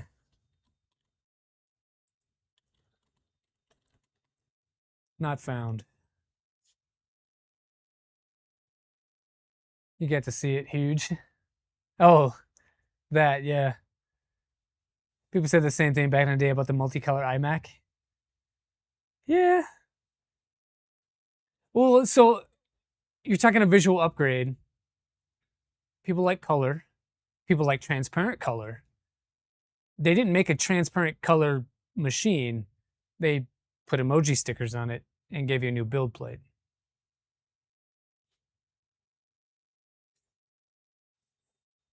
So, like I said, not hating on it. If you did not have a Centauri Carbon 2 and you wanted one, that may appeal to you. But for those that already bought into the ecosystem, it is not what you want, probably. You don't need to go and get it. Yeah, it's not for me. It's a good way to say it. Pot leaf drug use. I mean, so here's the thing. You can buy a normal Centauri Carbon 2, get a Cricut, print out your own whatever USA emoji, and then slap that on there and charge an extra $100. Hey, there we go. Thank you, sir.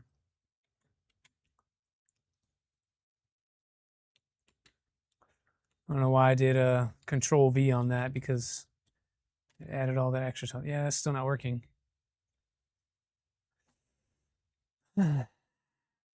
Switch user. Okay, so I think I probably need to log out and then log back in as my other one because some reason I'm still in the root directory. So where can I go? Yeah, I can't even do that.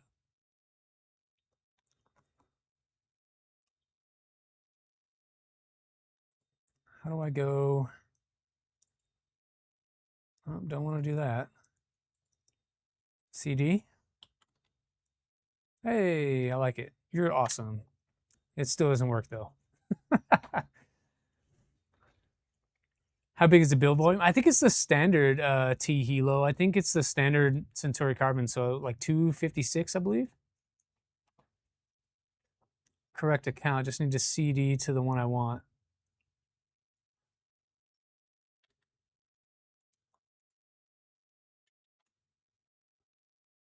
What? I'm lost, guys. cd tilde. Why is my tilde button not working?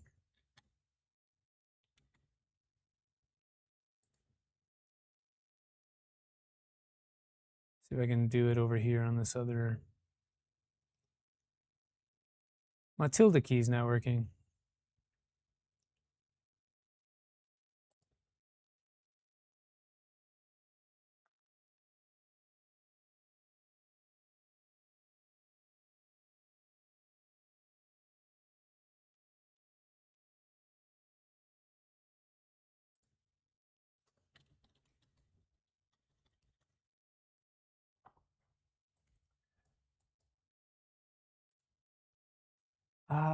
Why?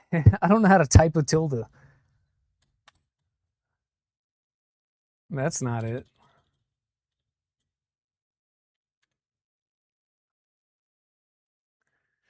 Type ls and see if the folder's there.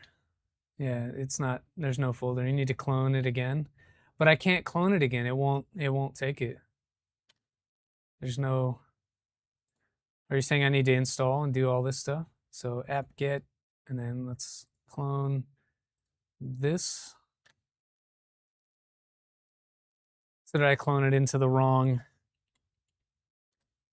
Oh, thanks. I'm not a Linux guy. C home pi. Got it. We're there. BTT probably changed the key map. Nathan got it. There we go. All right, so just like last time, we're going to install all this stuff. So I know I want to do a different repo. So we're going to switch to, what is that? What? Set X B, what? I don't even know what that means. We're going to add one. So we're going to add our Calico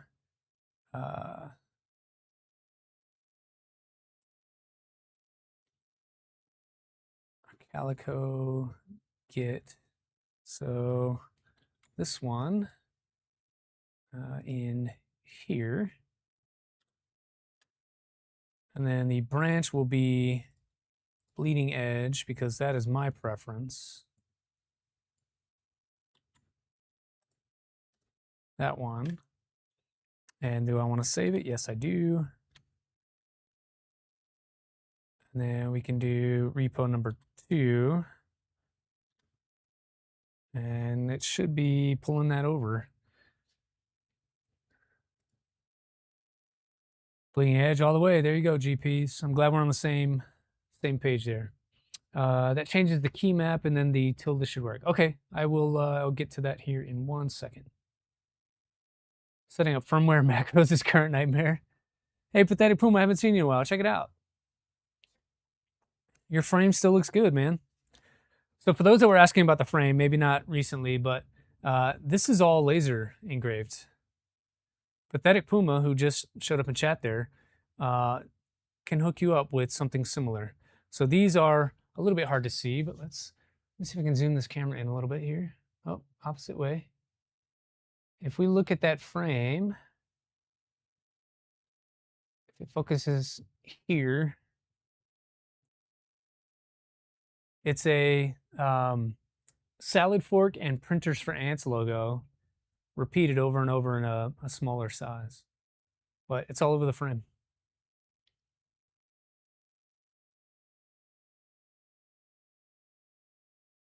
And Pathetic Puma did that for me.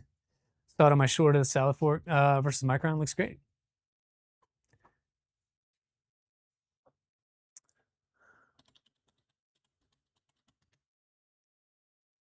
Yeah, we're just trying to get not macros, Clipper on this right now. I screwed up something playing around with it the other day, and I had to reflash. I just didn't get it done before we started stream today.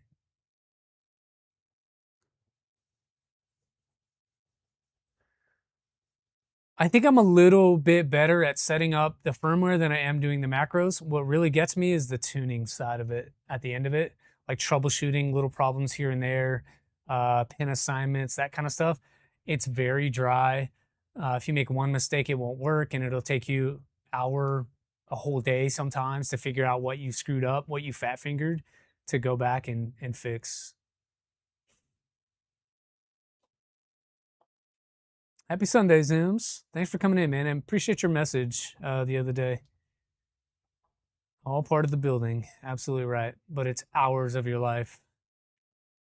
So that's what I'm saying. Like, once you get it working, leave it alone. Don't mess with it.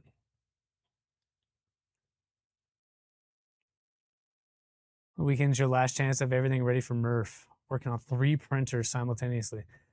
That's wild. I don't know how you can do that. I have to put all of my focus into one and really spend 6, 7, 8 hours just on that one machine to be able to get through.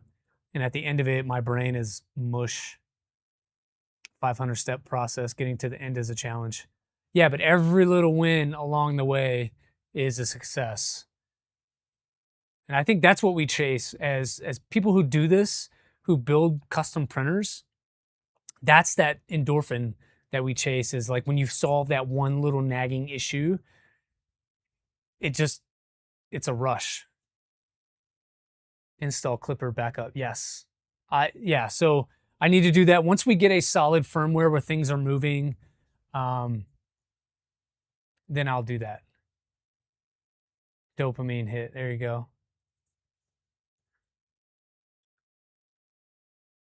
And it all works. Yep. So once it's moving and homing reliably and things like that, then that's when you do your backup. But along the way, you should at least copy your printer.cfg and just put that somewhere in your downloads folder or whatever that you can refer back to. Because if you do have to wipe and start over, or it crashes or whatever, it saves you some time putting that back in. That's kind of what I failed to do. Was I think I walked away and came back. The Pi had logged me out or something, but I could not log back into it. It wasn't because I forgot the password. It wasn't because I was using the wrong username. It just would not log me back in. I don't understand it because Linux is not my strong suit. And so my solution was to wipe it, start anew, copy every file. Yep. And the cool thing is, like, once you get into Fluid or Mainsail, you can just download the zip from the config section. It'll give you everything you have in there. There you go. Factory reset. Another CG's got it. That's my technique too. I call it the printer name. So for this one, it'd be like SkeleFork _ and then I'll put today's date. So 7 June 26.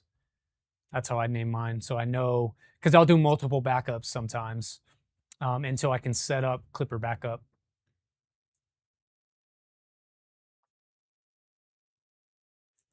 You don't mind it taking a few months to build a printer? I mean, yeah, it's been a few months building this guy, and we don't even have firmware on it. So I hope the wife is nice enough to allow me to be out here the rest of the day to do this. I'm not going to stream the rest of the day, but I do want to get things a lot further along, and I need to spend some time. I've been distracted.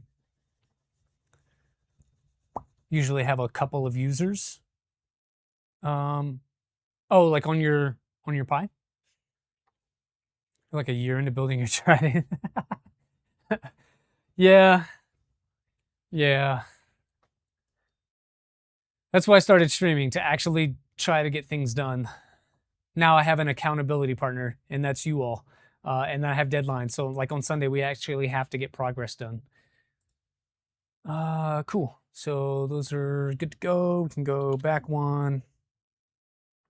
And here it says that, let's see which Clipper we have. Incomplete. What? We gotta do it again. It does that. I don't know why it does that.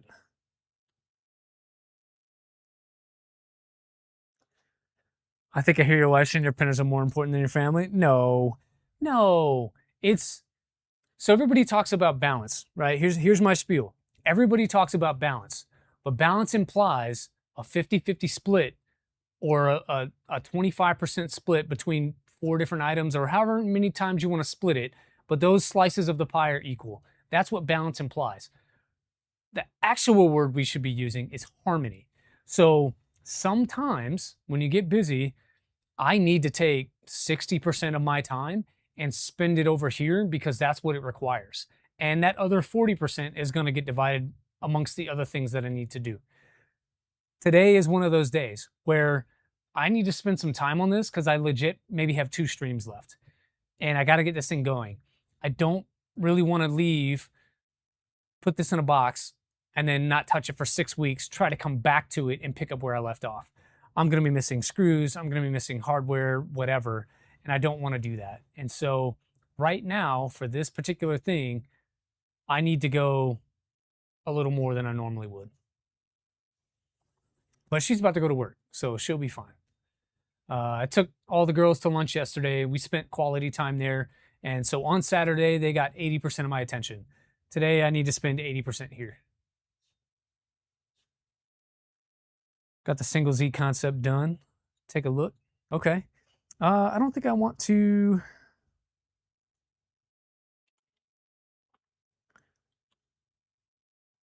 I think I just need to swap it again, right? I don't know why it didn't fully go. So if I update Clipper, it's going to pull from bleeding edge, right? That's kind of my understanding of what's going on right now. I've got my current repository set to Clipper, Calico bleeding edge. And so if I come into the main thing here and I say update, it should update and pull Clipper from the Calico update. Am I thinking about that right? Or if I install Clipper,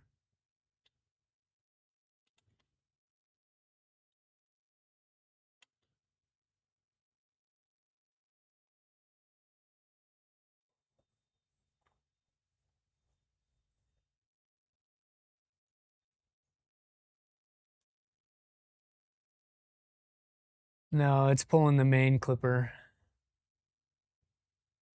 Yeah, so I run into this every time.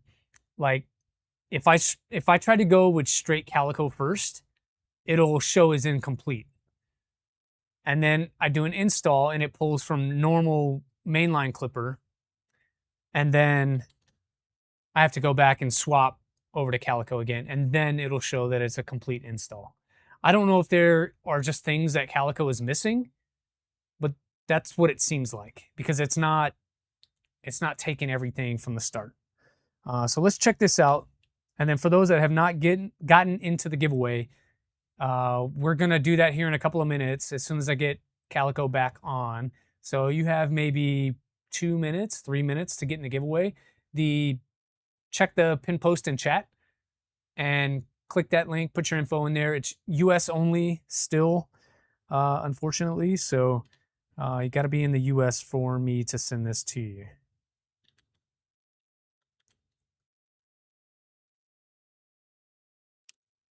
Yeah, so now I have to get thing. You get it all up to date before switching. Yeah, maybe I should just start adopting that technique. This is the 3rd or 4th time where I tried to go straight to Calico because I'm trying not to get a whole bunch of extra stuff that I don't need. And my fear is, and I don't know this to be true, but my fear is I download the whole mainline Clipper branch, whatever. Calico doesn't overwrite everything. It just kind of moves it to a side over here. Get everything up to date. What fork? You got a U1, one of your AB motor mounts melted? What?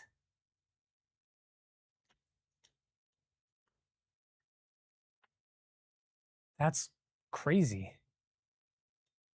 Well, while this is going, let's check out what Chaz is showing us over here.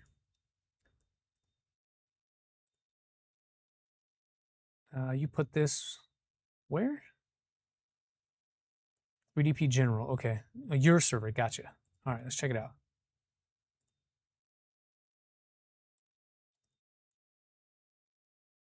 What is this?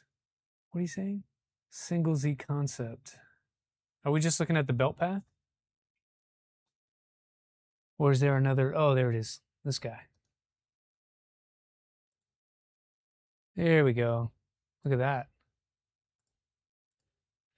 So that's the new concept that Chaz just dropped in there. So it's got like this boomerang pattern for the belt. Ooh, and I like how you get the tensioning is just kind of press on it to get the right tension by hand. Basic, but works. And that's what we need, just works. We don't need to get complicated. Probably assume you have the main line installed and want to upgrade. Yeah. I mean, that's what makes sense in my brain, but I don't know that to be true. I'm not a firmware guy. U1 running packs 15, turn down the current on the steppers, allow us to use a 5-driver board instead of an 8-driver. You can. You can get a Manta MP5. Yeah. The M5 EZ is a SKR3 EZ. Doesn't have a space for an onboard CM.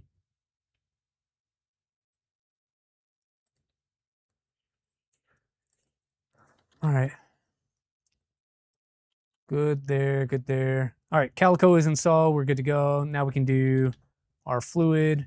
I like fluid. Yes. Yeah, we'll take the standard config, put it in the standard place.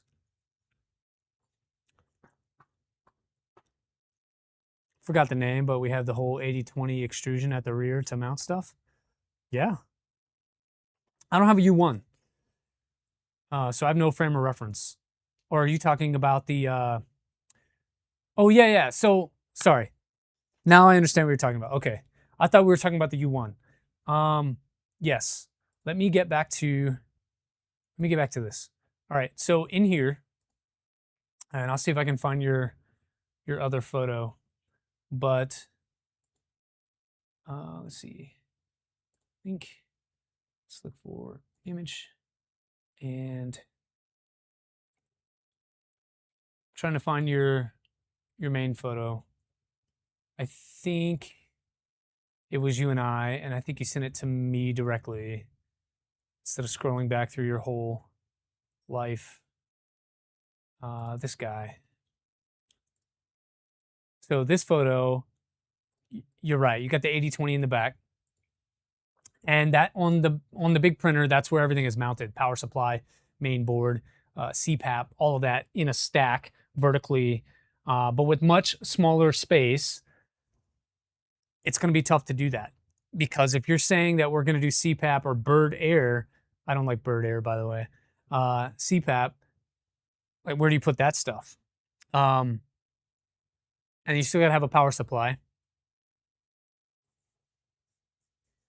So maybe the power supply goes underneath and it's one of those small LDO power supplies. And then we do an M5P. That way it's a little bit more compact. Instead of having 2 separate boards, we do a 5P. And 1, 2, 3, 4. Yeah, you need an extruder. Yeah, so 5P, and then you still maybe have room at the top for a CPAP. You'll find a way, don't worry. I know you will. I'm not worried about it. M5P is good. Yeah, I have it in the antithesis over here. So probably going to rob that guy for parts if this becomes a reality. Forgot the name. Design some bed fans to speed up chamber heating. Okay.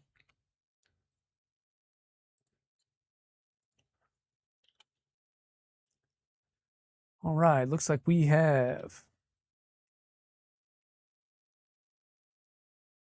calico and fluid, and then we need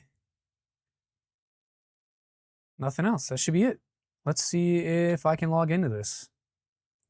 So we'll come back, close some of this stuff, and refresh this page and see if we get fluid. Yeah, check it out.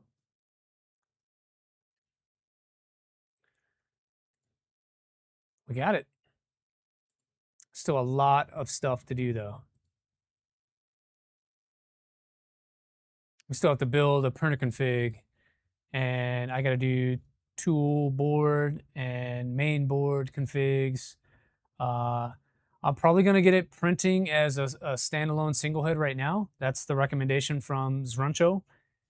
And then add on Mad Max. Why is it not connecting though?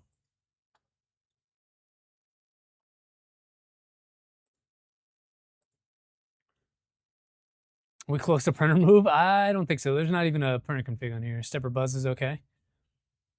Clippers installed on the other board. Okay. Shouldn't be over constrained, but yeah.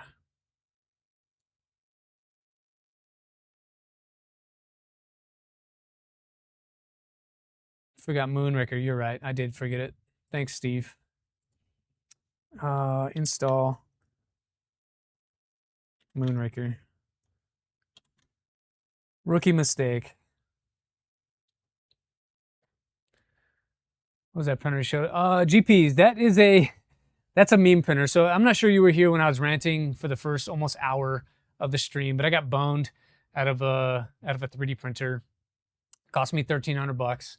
And so I made a video about it earlier in the week, and we were talking about some of the aftermath of that over the last couple of days. So Chaz, who's in chat, decided that he was going to make a mini version of it, and we're actually going to release something instead of just talking about releasing something.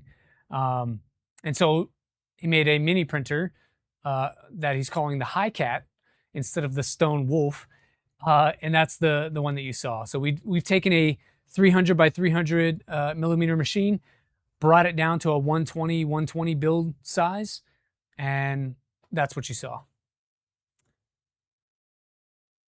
And as soon as we're kind of a little bit further along and I can start ordering things, I plan to, and I will build it out of pure spite and hate for liars.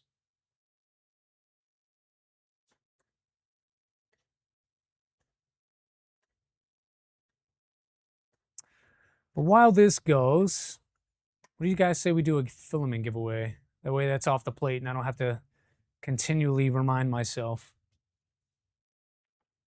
If you're not in there, you're about to be SOL.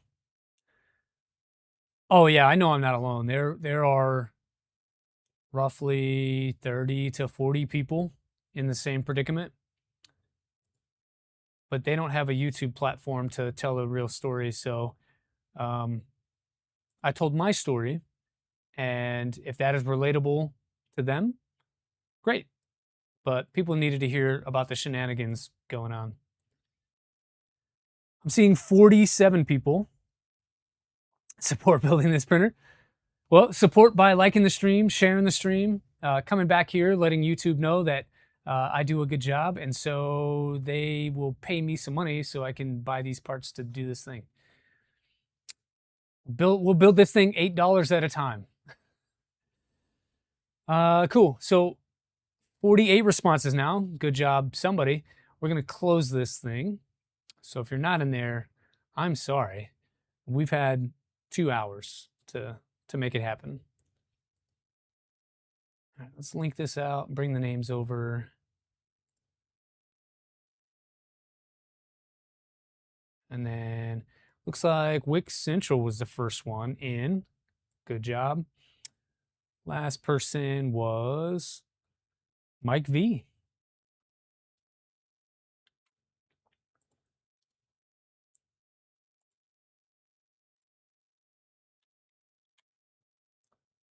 All right, do we got everybody? Let's move this thing out of the way. I think we got everybody. You've been here 4 hours, you go now. I'm gonna build the High Cat just to help prove the point. LTX, we can work on it together, man. We talk already kind of offline, so when I get ready to start going and ordering parts and whatnot, we can talk. Yeah, John, it is a little more common than I would like to admit, but I think the circumstances are such that it gave a lot of hope that you normally would not have. The credentials that were shared, the story about the project seemed legit, more so than some other like, hey, I'm a random guy and you don't know me, I have no background, but I built this in my garage, let me help you build one. Like, this was not that. Oh, dang, look at that. Thanks, Mad Al. The whole 10 doll hairs for the Spite printer. Thank you. Thanks for the super chat. What I need though is numbers on how many times we spin this. I need a wheel just to get numbers to spin the wheel.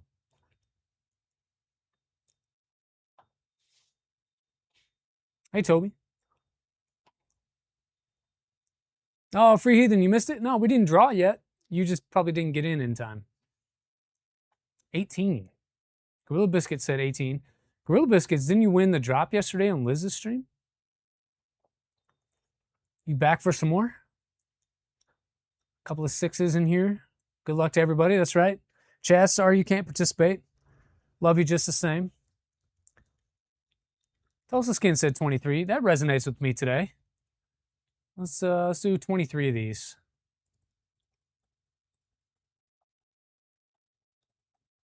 One, two, three. Spin it.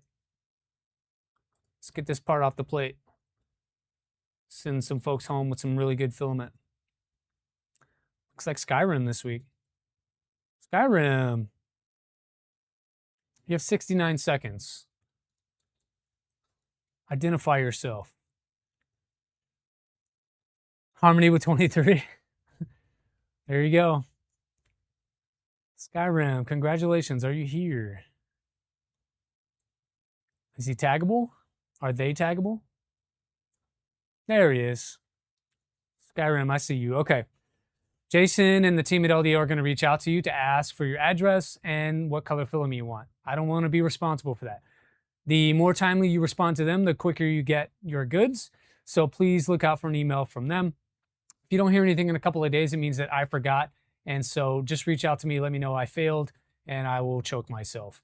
But honestly, I'll send that email, I'll get you taken care of, and we'll go from there, right? Congratulations to you. Only thing I ask in return, show me what you make. Show me what you're printing with it. Post on whatever social. You can post on my Discord if you like. Whatever. Just tag me. I'm curious. Congratulations. So we will remove you, and we can close that. And let's try again to reconnect. Hey, got it. All right. Shall we do more firmware? I could probably go another 40 minutes. You guys want to do a 3-hour stream today? Here you go with your main ACC. What happened? Oh, RGB, thanks. Thanks for the super chat. You're awesome as well. Thank you. RGB slot cover. Prawn Daddy. I think Rep was calling him Shrimp Daddy. I chuckled when I saw that. Winner, chicken dinner. That's right. All right, I think I got another 40 minutes of me. Let's see if we can suffer through some more firmware setup. Let me remove the pin chat here. Usually I forget, but I remember today.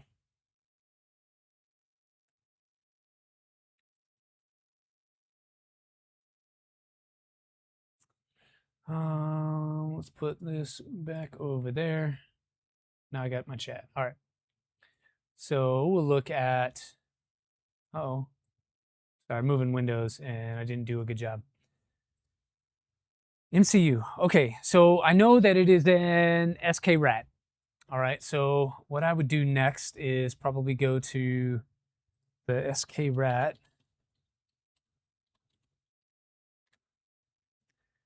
And we'll go to their Git for this.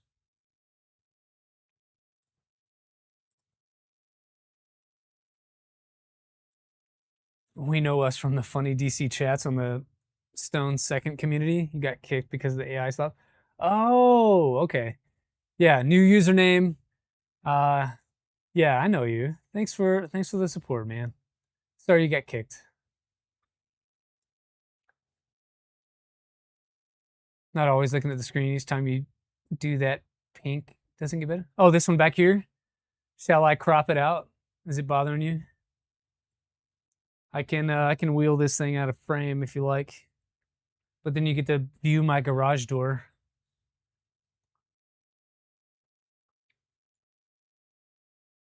It's very pink. I want to tone it down. I'm just going to go in here and grab this thing. So you can just copy raw file from here. Then we'll come back into our fluid and we'll go to config. This is a generic printer config here. And so what I like to do is go down a few spaces and we'll post that in here. So this should give us the majority of what we need, and we'll have to go pin by pin to make sure things are what they should be. Get back up to the top and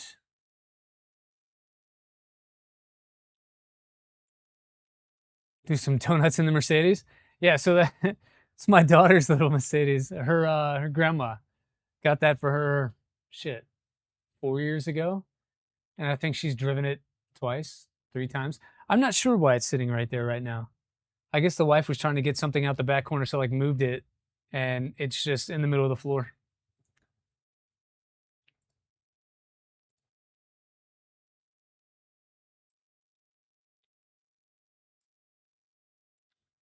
I really don't know why it's there.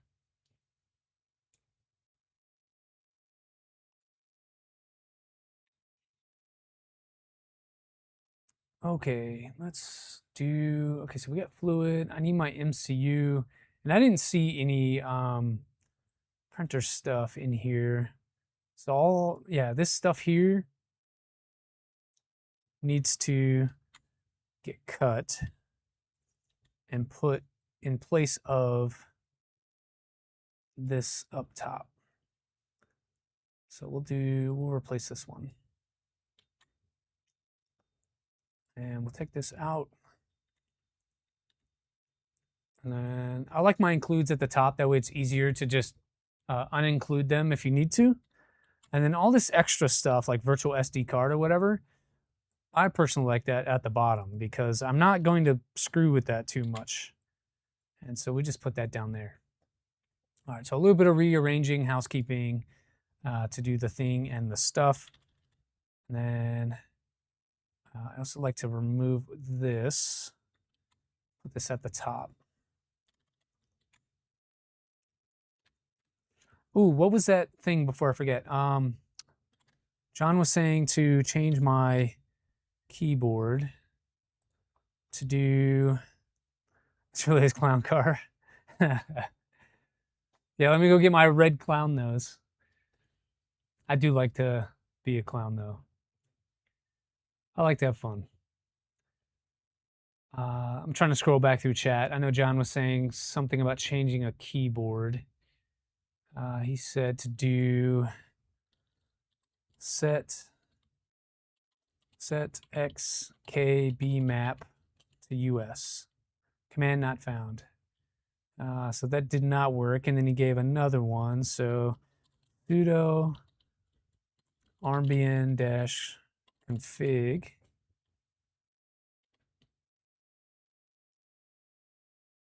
Let's see if this works. All right, and then personal and keyboard. I don't see personal. What's fun? Everything is fun if you make it fun. Building printers is fun. Doing firmware can be fun when it's doing what you want it to do. Let's see what system is. Install, remove. Like, I don't want to do any of that. Localization. Yeah, I don't think they took it out. Look around. Okay. I feel like that something like that would be in system, maybe in user.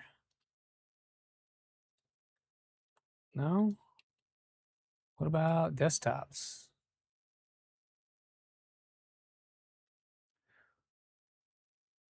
Look at how I'm thinking. Kickstarter's not so much fun. No. Localization. Oh, I think I froze it because it's not trying to do anything right now. I clicked on desktops and it just kind of froze. I don't know what it's doing.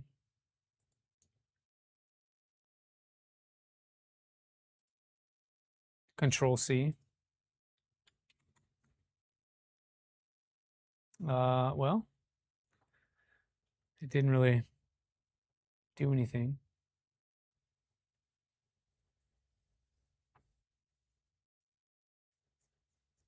I mean, I saw that it popped up the username and whatnot. Up arrow.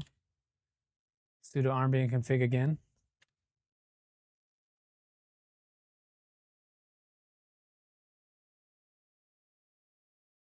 Okay, and then you say localization. Look at you. You are so smart. Keyboard layout. And then I get a bunch of errors.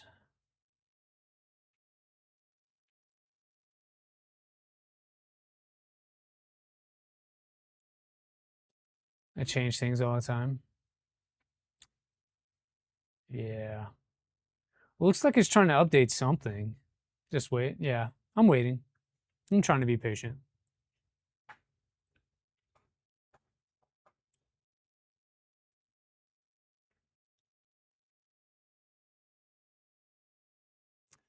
Turn it off and back on. You don't want to do that right now. That's how you brick it.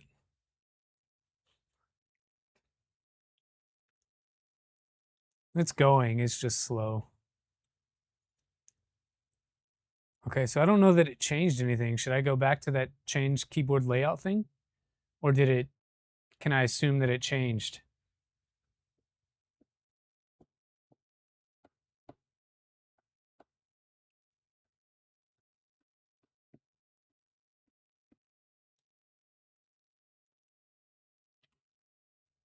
Try again. Okay.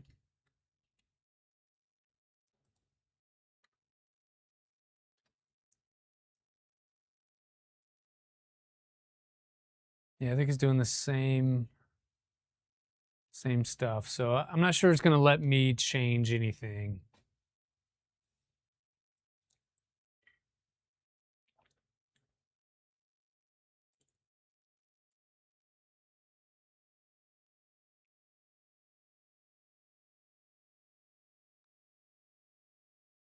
All right, so once it finishes doing whatever it's trying to do, I think I will set the keyboard stuff out.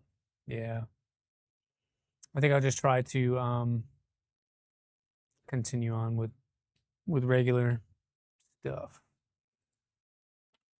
So we'll go back, exit out of here, and that should be good. It's blue now, but that's fine. All right, so we're over here. I need to find the serial, and so the cool thing with Fluid is you can just go to devices, and I think Mainsail does this now too.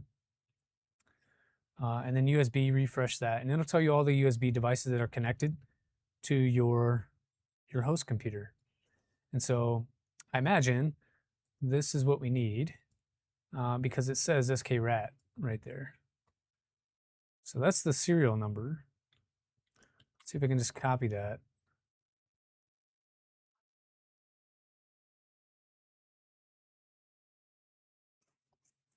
There's no other numbers that make sense. So serial, there's my skrat. And so if I just copy all of that, come in here and paste, and save and restart and see if that error goes away.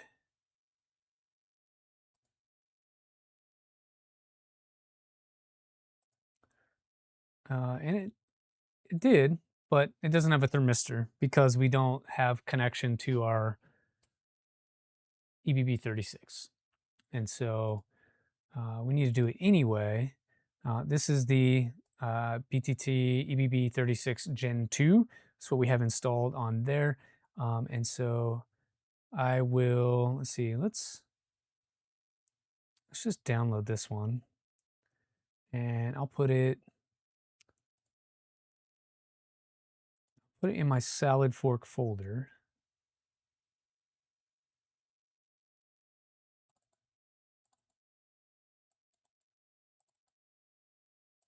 Right there. And so what we can do is just kind of drag and drop it over here. Go to the folder and then drag and drop. I'm going to shorten the name a little bit because that's a very long include name. And we'll just call it EBB36.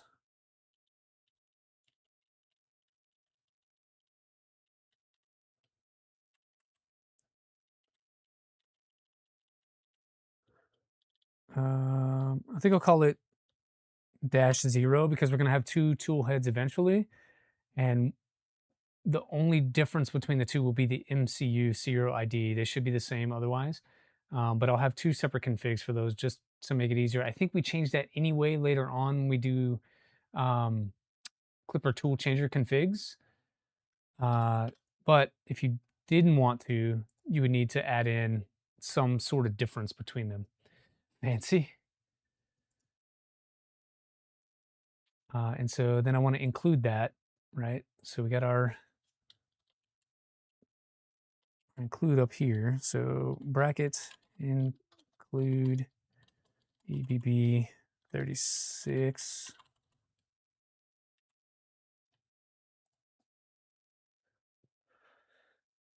Since resistor must be specified. Okay, let's do it then. Where is that? I think it's here. Try localize set key map US and see if the tilde key works in the shell. In my opinion, what's the biggest challenge with setting up OS firmware software config that could be made easier? I think probably this part, right? So I've got a main board and a toolhead board, each with its own MCU. And so I need to discover what those serials are so those boards can communicate with the Pi. But then I have to go through every section and make sure that what I have connected to that location is the correct pin. So for example, I've got bed fans on this. I need to find the correct pin for that because in the config is different. So what would make it easier is if there were some sort of web page I can go to. I could identify the hardware that I have and then go one by one and just list what I have plugged into those ports. And then it would generate a single printer.cfg that I could drag and paste in. That would be cool. That would make it a lot easier. So kind of like a drop down menu, kind of like a dollar value menu of options. That would be helpful. Localize set key map. Let's try it. What do I need to type? So local ECT set key map US. Local ECT. Yeah, failed to set key map. Key map US is not installed.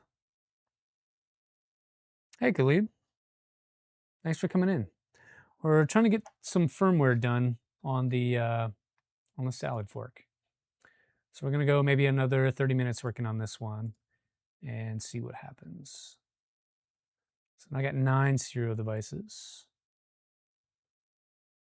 This is our rat. I'm not sure which of the other ones, dang it, which of the other ones are toolhead board.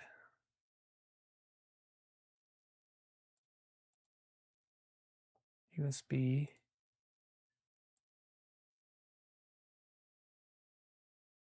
SkRat. I'm not seeing one that looks like a.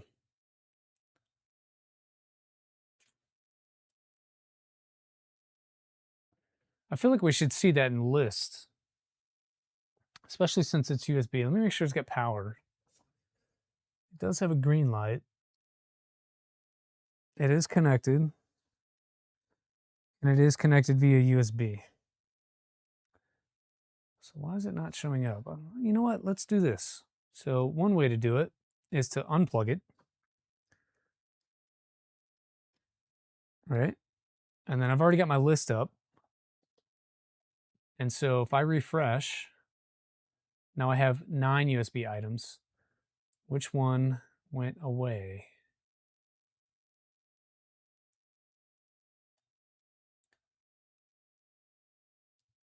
I took out the keyboard stuff, so reinstall it with apt install keyboard config.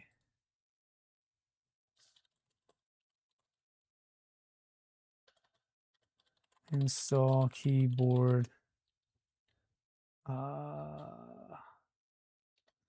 dash configuration console setup KBD unable. This printer looks good. Thanks. Oh, I need sudo. Okay. Let's do it. Sudo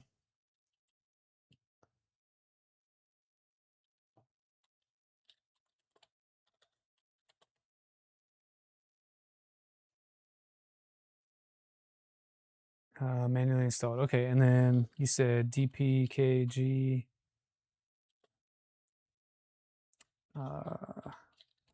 reconfigure keyboard configuration. Must be run as root.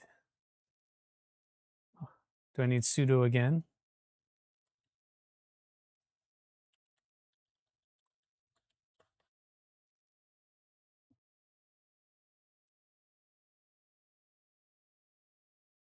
Hey, icon. Yeah, I mean, it seems like it worked. Let's see if the tilde works. Nope. Tilde still does not work. Not a big deal. So we unplugged that, lost a connection on USB. Didn't lose anything in the serial. Still 9. Over here, what do we gain? Let's see if I can plug this back in and see what I gain. All right, reconnected. Refresh. I guess it's this guy right here, this Terminus Technology Hub. It's the only thing I saw pop up. We got 10 USB items. Just popped in to say hi, drop a like. Aw, thanks. Can't wait to get home and work on the Trudon. Yeah, that's a pretty sweet looking machine. I like that thing. When I was working at a makerspace in Oklahoma, I convinced them to buy 2 Trudon 400s, and we had them working really well. But I left maybe 2 months later, and they were already calling me asking how to fix it because they broke it. Like, screwed up the config doing something, broke the hot end. Like, I think they changed it to where they were allowing any and everybody to go in there and try and 3D print something, and without a full understanding of it, they just broke the crap out of their machines. And that's unfortunate. All right, so that's not really going to work the way that we're trying to do it. So we'll do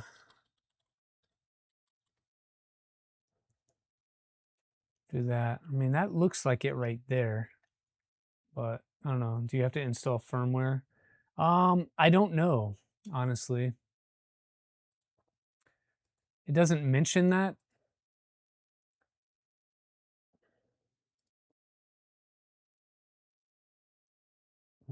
Let's see. Just takes you to the Clipper config.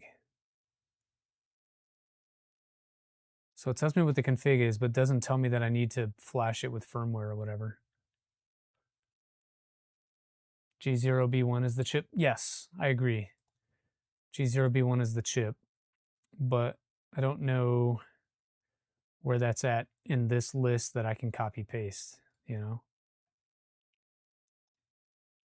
That's what I'm looking for. And I don't have that. But I think you're right, like the USB side of this, if I look for the G0B1, this right here is the same as on the rat though. So I don't see another G0B1 to be able to pull down.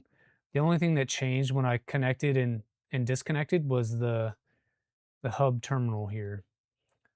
So we might have to go old school and just be, isn't the one being shown 614 echo?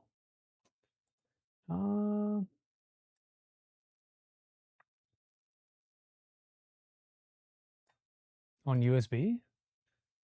641 Echo? This guy? No, this is the rat, the SK rat. That's the main board. I don't know why it's not showing this to you. Hold on. There you go. Sorry. Yeah, that's the SK rat. That's the only G0B1. Yeah, I didn't realize that SSH was blocking that for you guys. Sorry. It's the only one in the list.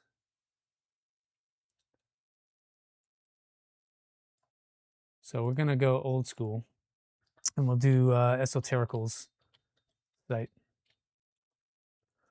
So we get a USB esoterical. I'm sorry, USB.esoterical.online. It'll take you to the flashing guide, and it's a bunch of information here about what you should be doing to cable manage and whatnot. When you're ready, just click on what you need. We've done the APT update and upgrade. We can do the Pi serial for the Python because we have not done that specifically, but I think that was part of the Calico install. So yeah, so it's already good. Looks like there might be a small update.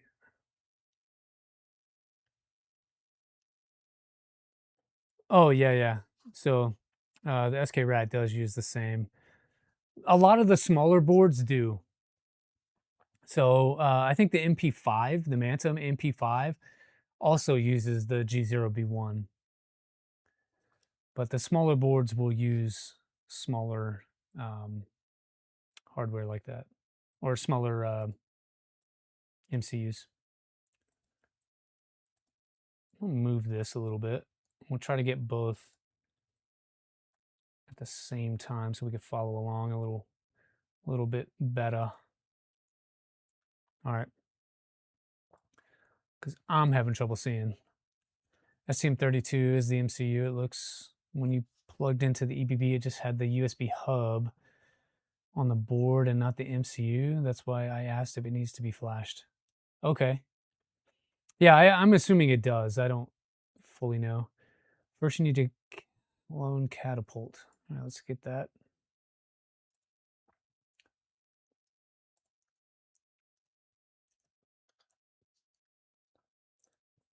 You can get the EBB into DFU mode. That would show it. Yeah. Yep. I think it's going to have us do that. We'll probably need catapult anyway.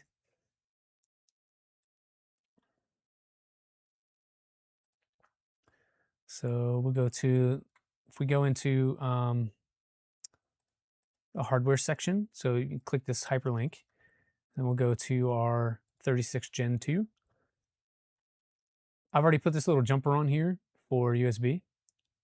And then to get into the DFU mode, like GPs is saying, it looks like we have a reset button and a boot button. So hold the boot button, press and release the reset, then count to 5 and reset or release the boot. I can do that. That's the flashing mode.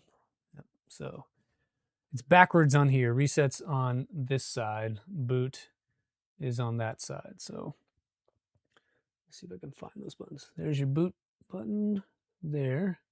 We'll go reset. 1, 2, 3, 4, 5, 6, 7.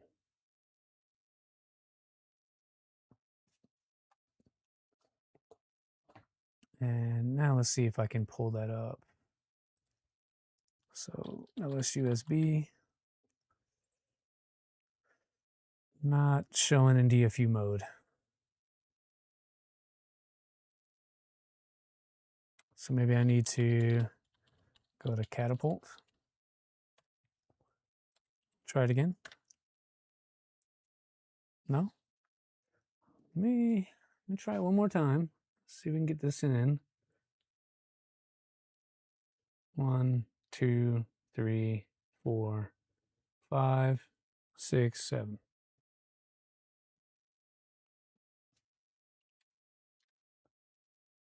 Yeah, it's still not showing up.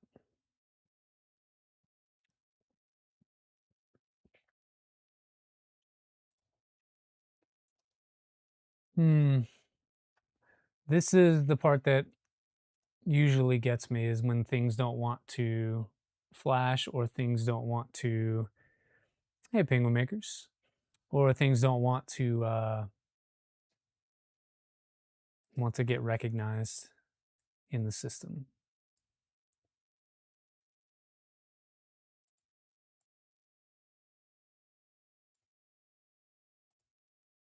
Yeah, we still got 35 people here. That's awesome.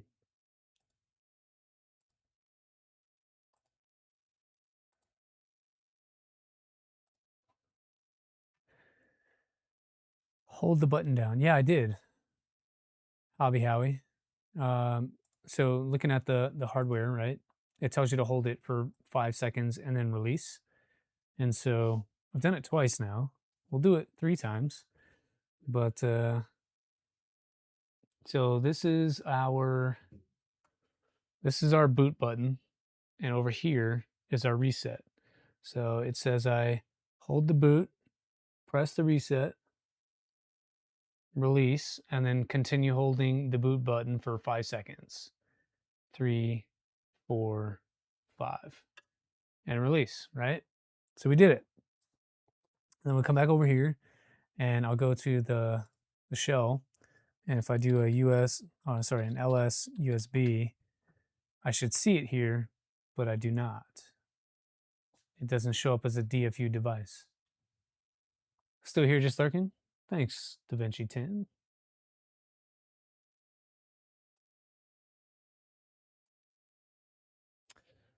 So yeah, I'm not sure what's going on with that.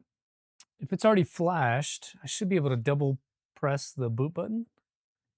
I'm sorry, the reset button. If I double click it, if it's already flashed, you would think that it would show up. But I do that and it still doesn't show. So it's hard to know why it doesn't talk. Everything's connected. We have power. I mean, I guess it could be the USB cable. We could try a new cable. Maybe this one doesn't work. That's a pretty quick fix. We'll take this one out. I was using a smaller, like a short, what is that, like an 8-inch USB cable. But they did provide in the kit, in the box, these other cables that are thicker. This is like that's got to be like an 18 gauge cable or something. But we'll try this. And then I think should have paid attention to which way the USB-A was supposed to be connected. You always end up like flipping it 4 times to get it to the right orientation. There we go. All right, so it's connected. Blue light is on, which tells me that it has 3.3 volt power. 36 is very picky on the cable used. You should use the cable given. Yeah, that's why I didn't throw them away.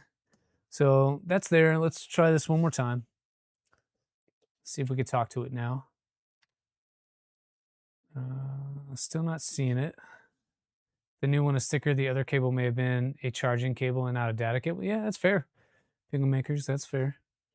So let's try this. Let's try this thing again.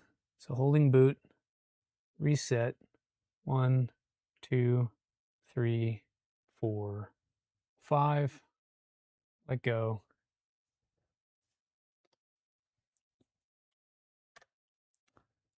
Still not seeing it. So that's 2 cables. Not sure why it's not showing. Had a long conversation with Luke. Grounding issue with the new board. Ideally, you should ground the motor to it. Ground the motor to what? What motor? What motor, and what do I use to ground it? There's no ground point.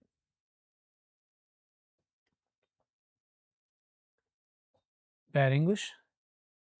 No, I don't think you have bad English. I just don't know what motor you're talking about. Looks so good. Thanks, Chad. I do like the colors. I like the colors a lot. I just want to put a bottom panel on here to cover all this up and just have this thing move. I still need to redesign the back plate here for this cable, but I also need to cut the cable. So I'll do all of that together. In the manual, it actually states to ground the extruder motor to the board via a wire or the mounting. I did not catch that. Let's look at the manual then. So if that's the case, would it not mention that here in the wiki? Like, I feel like that should be a thing.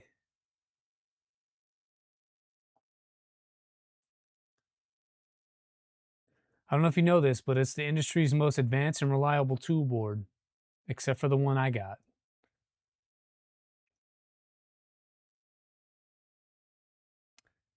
Grounded mounting holes for ESD dissipation. So it sounds like it's already grounded. They messed up the ground. Probably the extruder motor. It does, you missed it.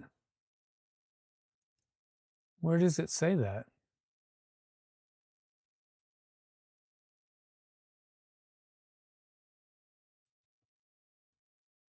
The adapter board features an MX output connector, carries power and COM for those who use an older harness.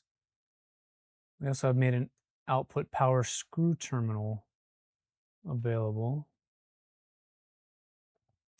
Shall only be used for CAN connections since USB connections require the use of the provided cable due to shielding. Okay. If you wish to run through a gland, you need to remove the MX connector, which can be done using a tool. Reinsert. Fuse protected. I'm not seeing anything that says I should ground it.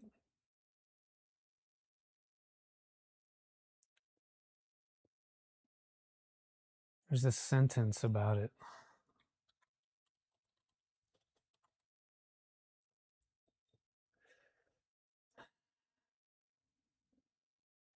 To take full advantage of the feature, ensure that you use conductive mounting between the tool board and the motor chassis. Oh, the tool board and the motor.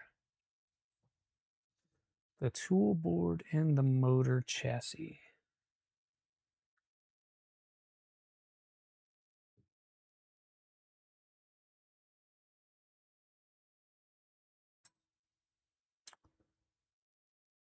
Well, I mean, I don't know how else to, just looking at it, I don't know how else to do that. I'll show you guys up close here. Let's do something.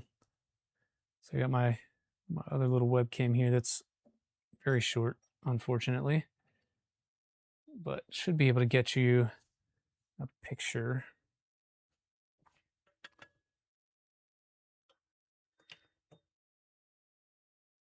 And if I do that, so like looking at that, I don't know where I would ground from, and I don't know where I would ground to.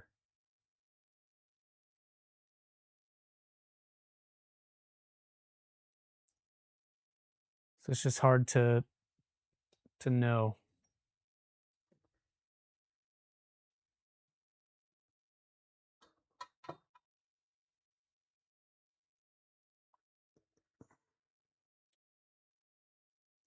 Because I do have standoffs on it, but it's mounted to a plastic carrier so that the pins on the back of the board don't touch anything metal. It should be a small little ground cable with a circular metal thingamabob you can route through an M3 bolt between the extruder motor mounting point and the tool head mounting board. USB mode, no jumper. There's a jumper. There's a jumper. Hey, zombie. That's the one. As your tool head board is insulated from the motor, small cable with two eyes to ground the motor to the mounting hole of the board. Okay, well, here are my my box of goodies that the thing came with. So this is the power cable. That's the cable for the other toolhead board. That's the USB for the other toolhead board. And that's the other toolhead board. There's no other small cable in here to connect things together. So I'm not sure. This is the first I'm hearing about that. And are we sure that that's not only required to do, what do they call this? Ground rail ESD protection?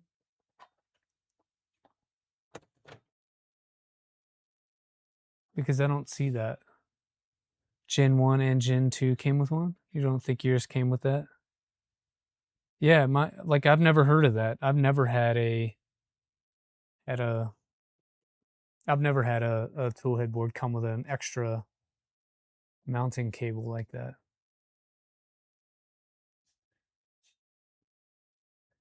Yeah, it features connections to the ground rail via 100K resistor on each mounting hole, essential to ensure that any static charge.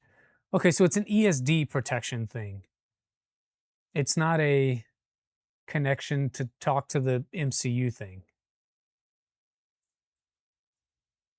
Surprised when you mention it. Not sure it's completely necessary. You were having issues. You did it anyway. Okay. Yeah, I'm not saying anybody is incorrect. I've just never heard of that. I've never seen that. I definitely didn't get any extra wiring. And I mean, we could fashion something and do that.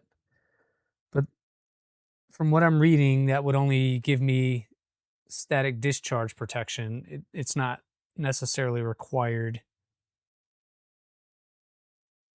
Not required for just talking to the rest of the printer. And I do have that jumper on there, if I didn't say that already, for USB. I'm just going to hold this for like 10 seconds or something. And then see if that makes any difference.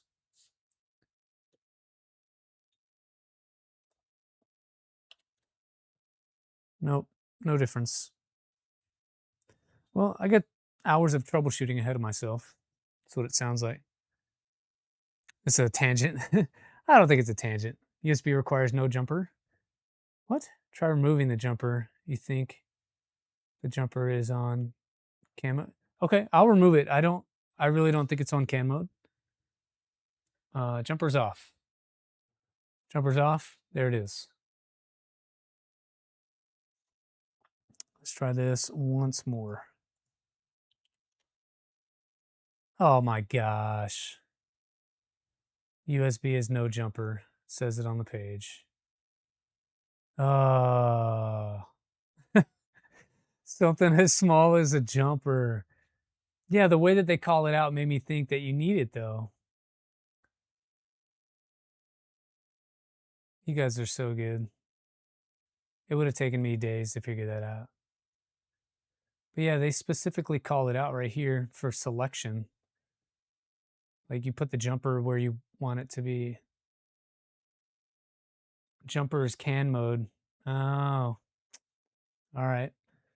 Oh, the other one's the resistor. Got it. I'm tired, boys. Thank you for your patience. Okay, now we have it. Let's see if I can pull it up again. Devices, USB. Let's refresh. Now we have 12 devices. Good. What about serial? No change.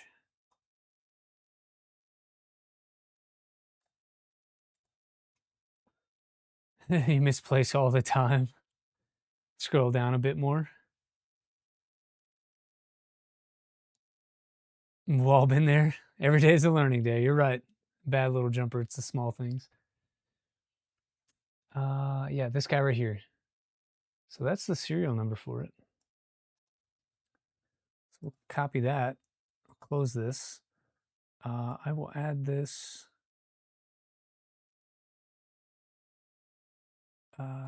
No, actually, let's take it out of.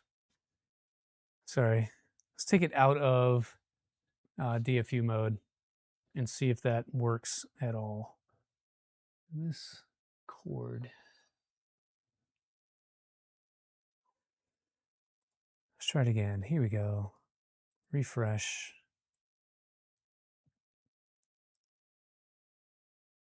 There's the rat. There's the board. So that's the one we want. Gen EBB36 Gen. If I go to serial, now I get another one. There it is. Copy that. Close this. Put it here. And remove the extra backslash. Let's try that. It's hot today, no need for a jumper. Now we need sense resistors. Well, that's one hurdle, right? Sense resistors in our extruder section. That works too, easy peasy. In the extruder should be in here. Sense resistor. This is what I like about Fluid. So these headers, if you click on that, it's going to take you to the exact place you need to be to reference all that material. And so when we talk about sense resistor, it's actually going to be under the TMC version, or sorry, TMC section. So I should have clicked that one. It brings me right to where I need to be. And so I can just come in here and copy what that is. And then I can come back over here. Why this would not already be in the stock config, I don't know. But it is not in this guy. Oh, sorry, back one more. That guy.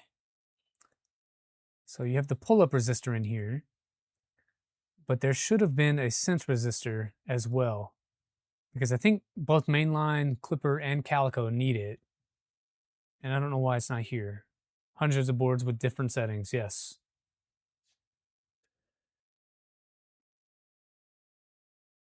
I think it is a 0.110. I think that's right. Let's see if it says over here. Menu config.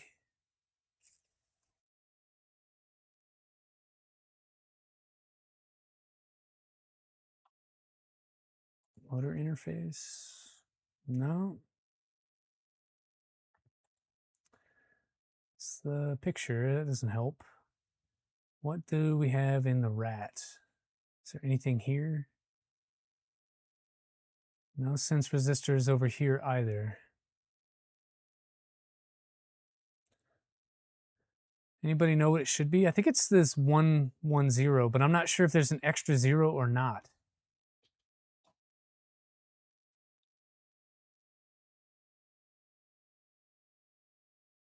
No, being lazy when you don't want to print something because you don't want to change filament. That's why I like something like an AMS or some sort of tool changer or whatever, and I just keep filament loaded so that I do not have to go back and change anything.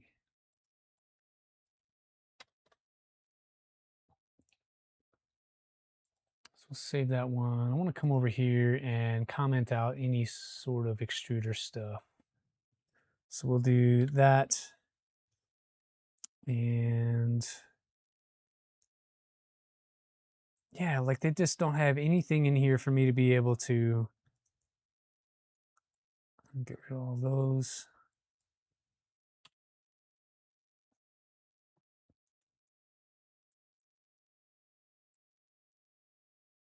Yeah, like what is the sense resistor for this?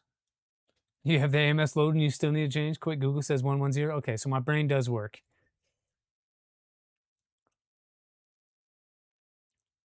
Thanks, Penguin Makers. Currently firmware comply for an older version. Yeah, so we got to flash it with Calico. So we will have to run all of this. Okay, so I'm already in Catapult. Let's do a make menu config. bought a lot of PET CF and PPA, then realized what a ball ache it is when you just want to print with it and it isn't dry. GPs, you got to get like a storage solution, man. Like I have some of those poly dryer things. I wouldn't say I like them for the drying of, because I have my filament toaster down here. That thing will actually dry it, but it's pretty good at keeping it dry in the sense that it can seal and lock down. Problem is they're a little bit pricey, so for what it's worth. Okay, so our hardware says we should be doing these configurations. I need to do both, right? Because we're in Catapult. Make menu config and then do for Catapult, yes. Okay. This one and Catapult. All right, so this should be STM32. And then the processor is the G0B1 with 8 kilobyte bootloader and a 8 megahertz crystal. PA1112 makes sense. Offset 8. We can change the name of the USB if we wanted to. So right now it's using the chip ID. You could, if you were to deselect this, like so, you could type in whatever number or name or etc. that you wanted. I'm going to leave it this way so I don't have to go and change my config again, but that is something you could do. Okay, we'll leave that where it is. Going to enable our status ID, and that pin will be Papa Alpha 2.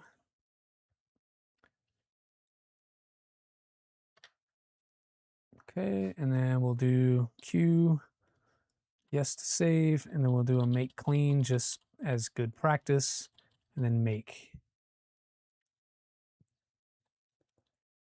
So it looks like the reason that it's not in there is that Clipper will automatically use the default value for sense resistor if not. Yeah, so it looks that way, but Clipper was giving us an error because it was not present.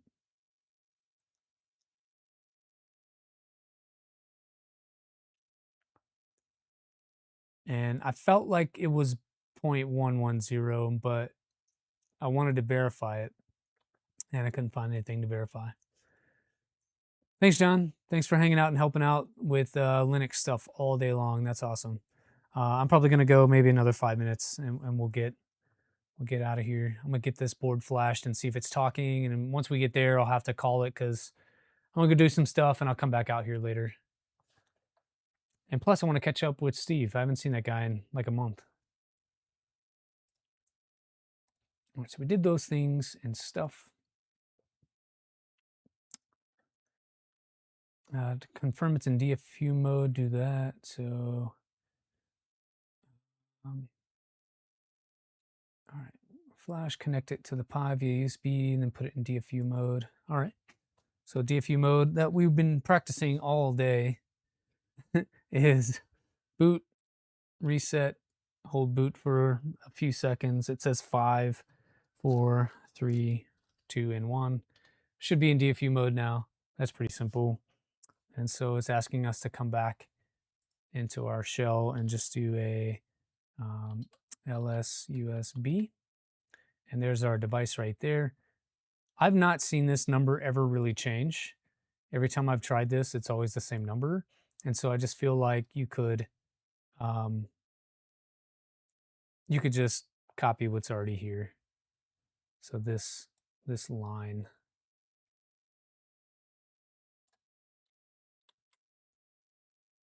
So we'll come back and we'll do, we already did our make, I believe. Yeah, we did our make. And so now we just paste that line, and this should be the flash.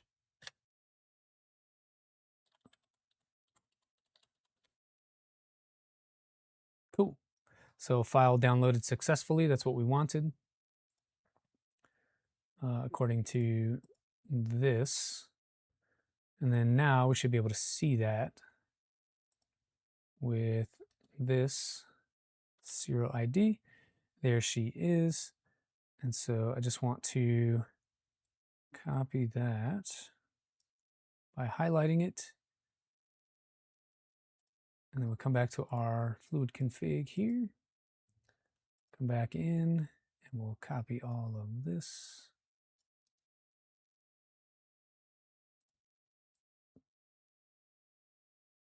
And Control V. And that should allow it to talk. Boop. You didn't think Steve was streaming? I thought he was streaming. I thought I saw a post from him yesterday saying he was streaming today. I could be wrong. Just in time to get ready for the pre-stream lunch.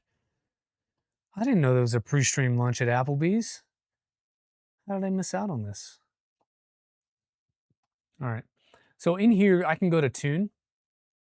And once this loads or whatever, actually it's over here, settings. And then software updates. No, where's it at? System. Dang, keep forgetting. System. You can see what your MCUs are doing and what version they have. The EBB is not talking right now. And so it's not showing anything. So what I'm gonna do is just click the reset button. Sometimes it doesn't reset itself after it flashes. And we'll see if this will talk.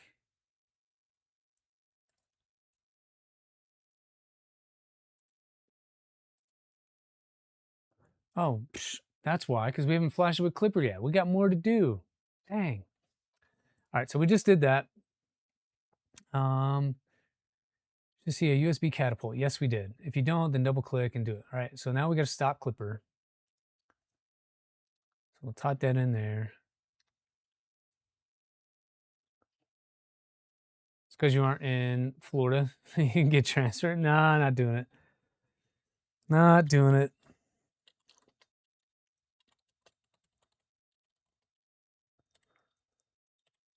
That would mean I have to go back to my old job.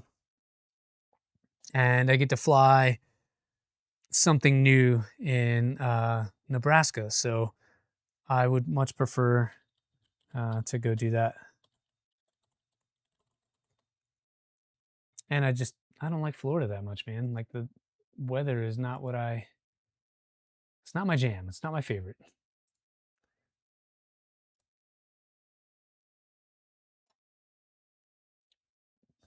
All right, so this one, again, STM32. And then we want the G0B1 like we had before with the 8 kilobyte, 8 megahertz on 11 and 12. We'll optimize. And then I like to use high precision stepping because why not? That's a feature of Calico, and you should maximize your features. And then we'll come back over here to the guide, and it tells us that we want to do make menu config. Did I already do that? Yes. No. We'll do a make clean, and then a make. That should be building our Clipper firmware.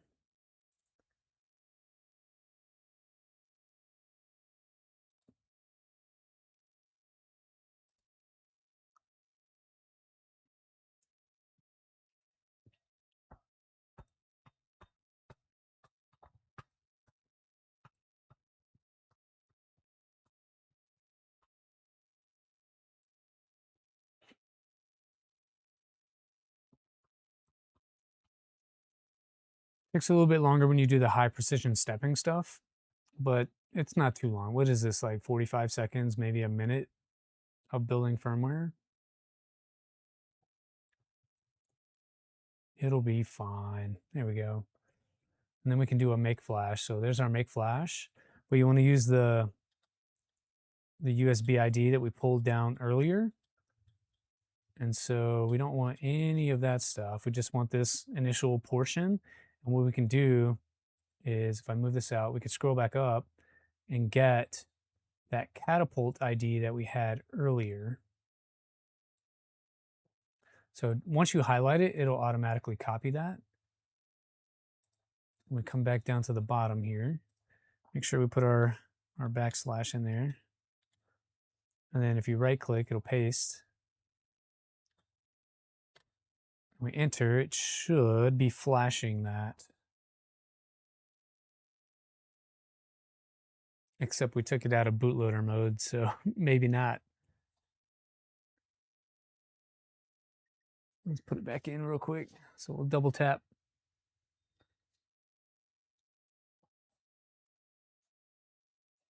All right, we'll run it again.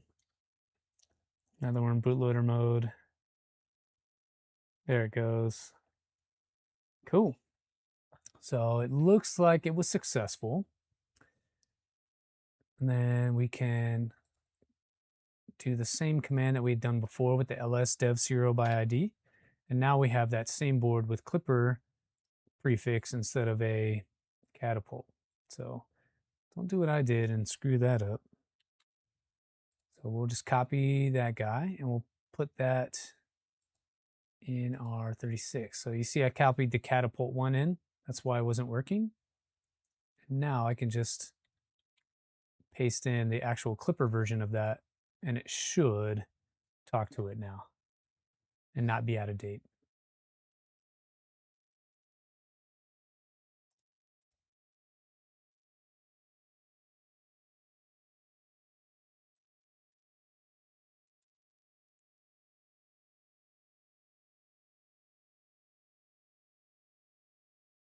Come on.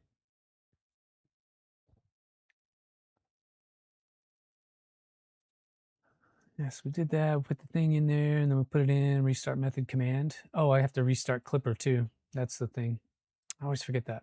So we'll come back in, we'll do our Clipper service start. Hopefully, there it is. All right, so we got both in here now. Both are matching. Looks like the MCU on the SKRat needs to probably get updated, but we can do that at a later date. The thing I want to worry about now is we have no errors right now, which is great and a great stopping point for the stream today. So like always, thanks for hanging out, folks. It's been enjoyable today. So we got a lot of help. You let me rant a little bit. Thanks for all the support on the video that came out earlier this week. Those that reached out in DM and email and in the comments. It's not gone unnoticed. Super helpful. Thank you so much. Mad Al, you're welcome. Thanks for always being here and trying to help out. I hope we can link up in Nebraska sometime. Thanks for the super chats and those kinds of things. Definitely helps with the channel going forward. Trying to do bigger projects, better projects, things you guys want to see. So if there's any of that kind of stuff you want to see going forward, let me know. It's a good time to make a change on the channel once we get to the new studio. So Ken Davis, thanks so much. Everybody have a good week. Go enjoy whoever's streaming after me. Let me see if I could set it up to get us over to somebody else. Is there someone else streaming right now that we can raid into? If so, I'll try to get that set up. Let's see. I thought Steve was streaming today because he's back from Japan.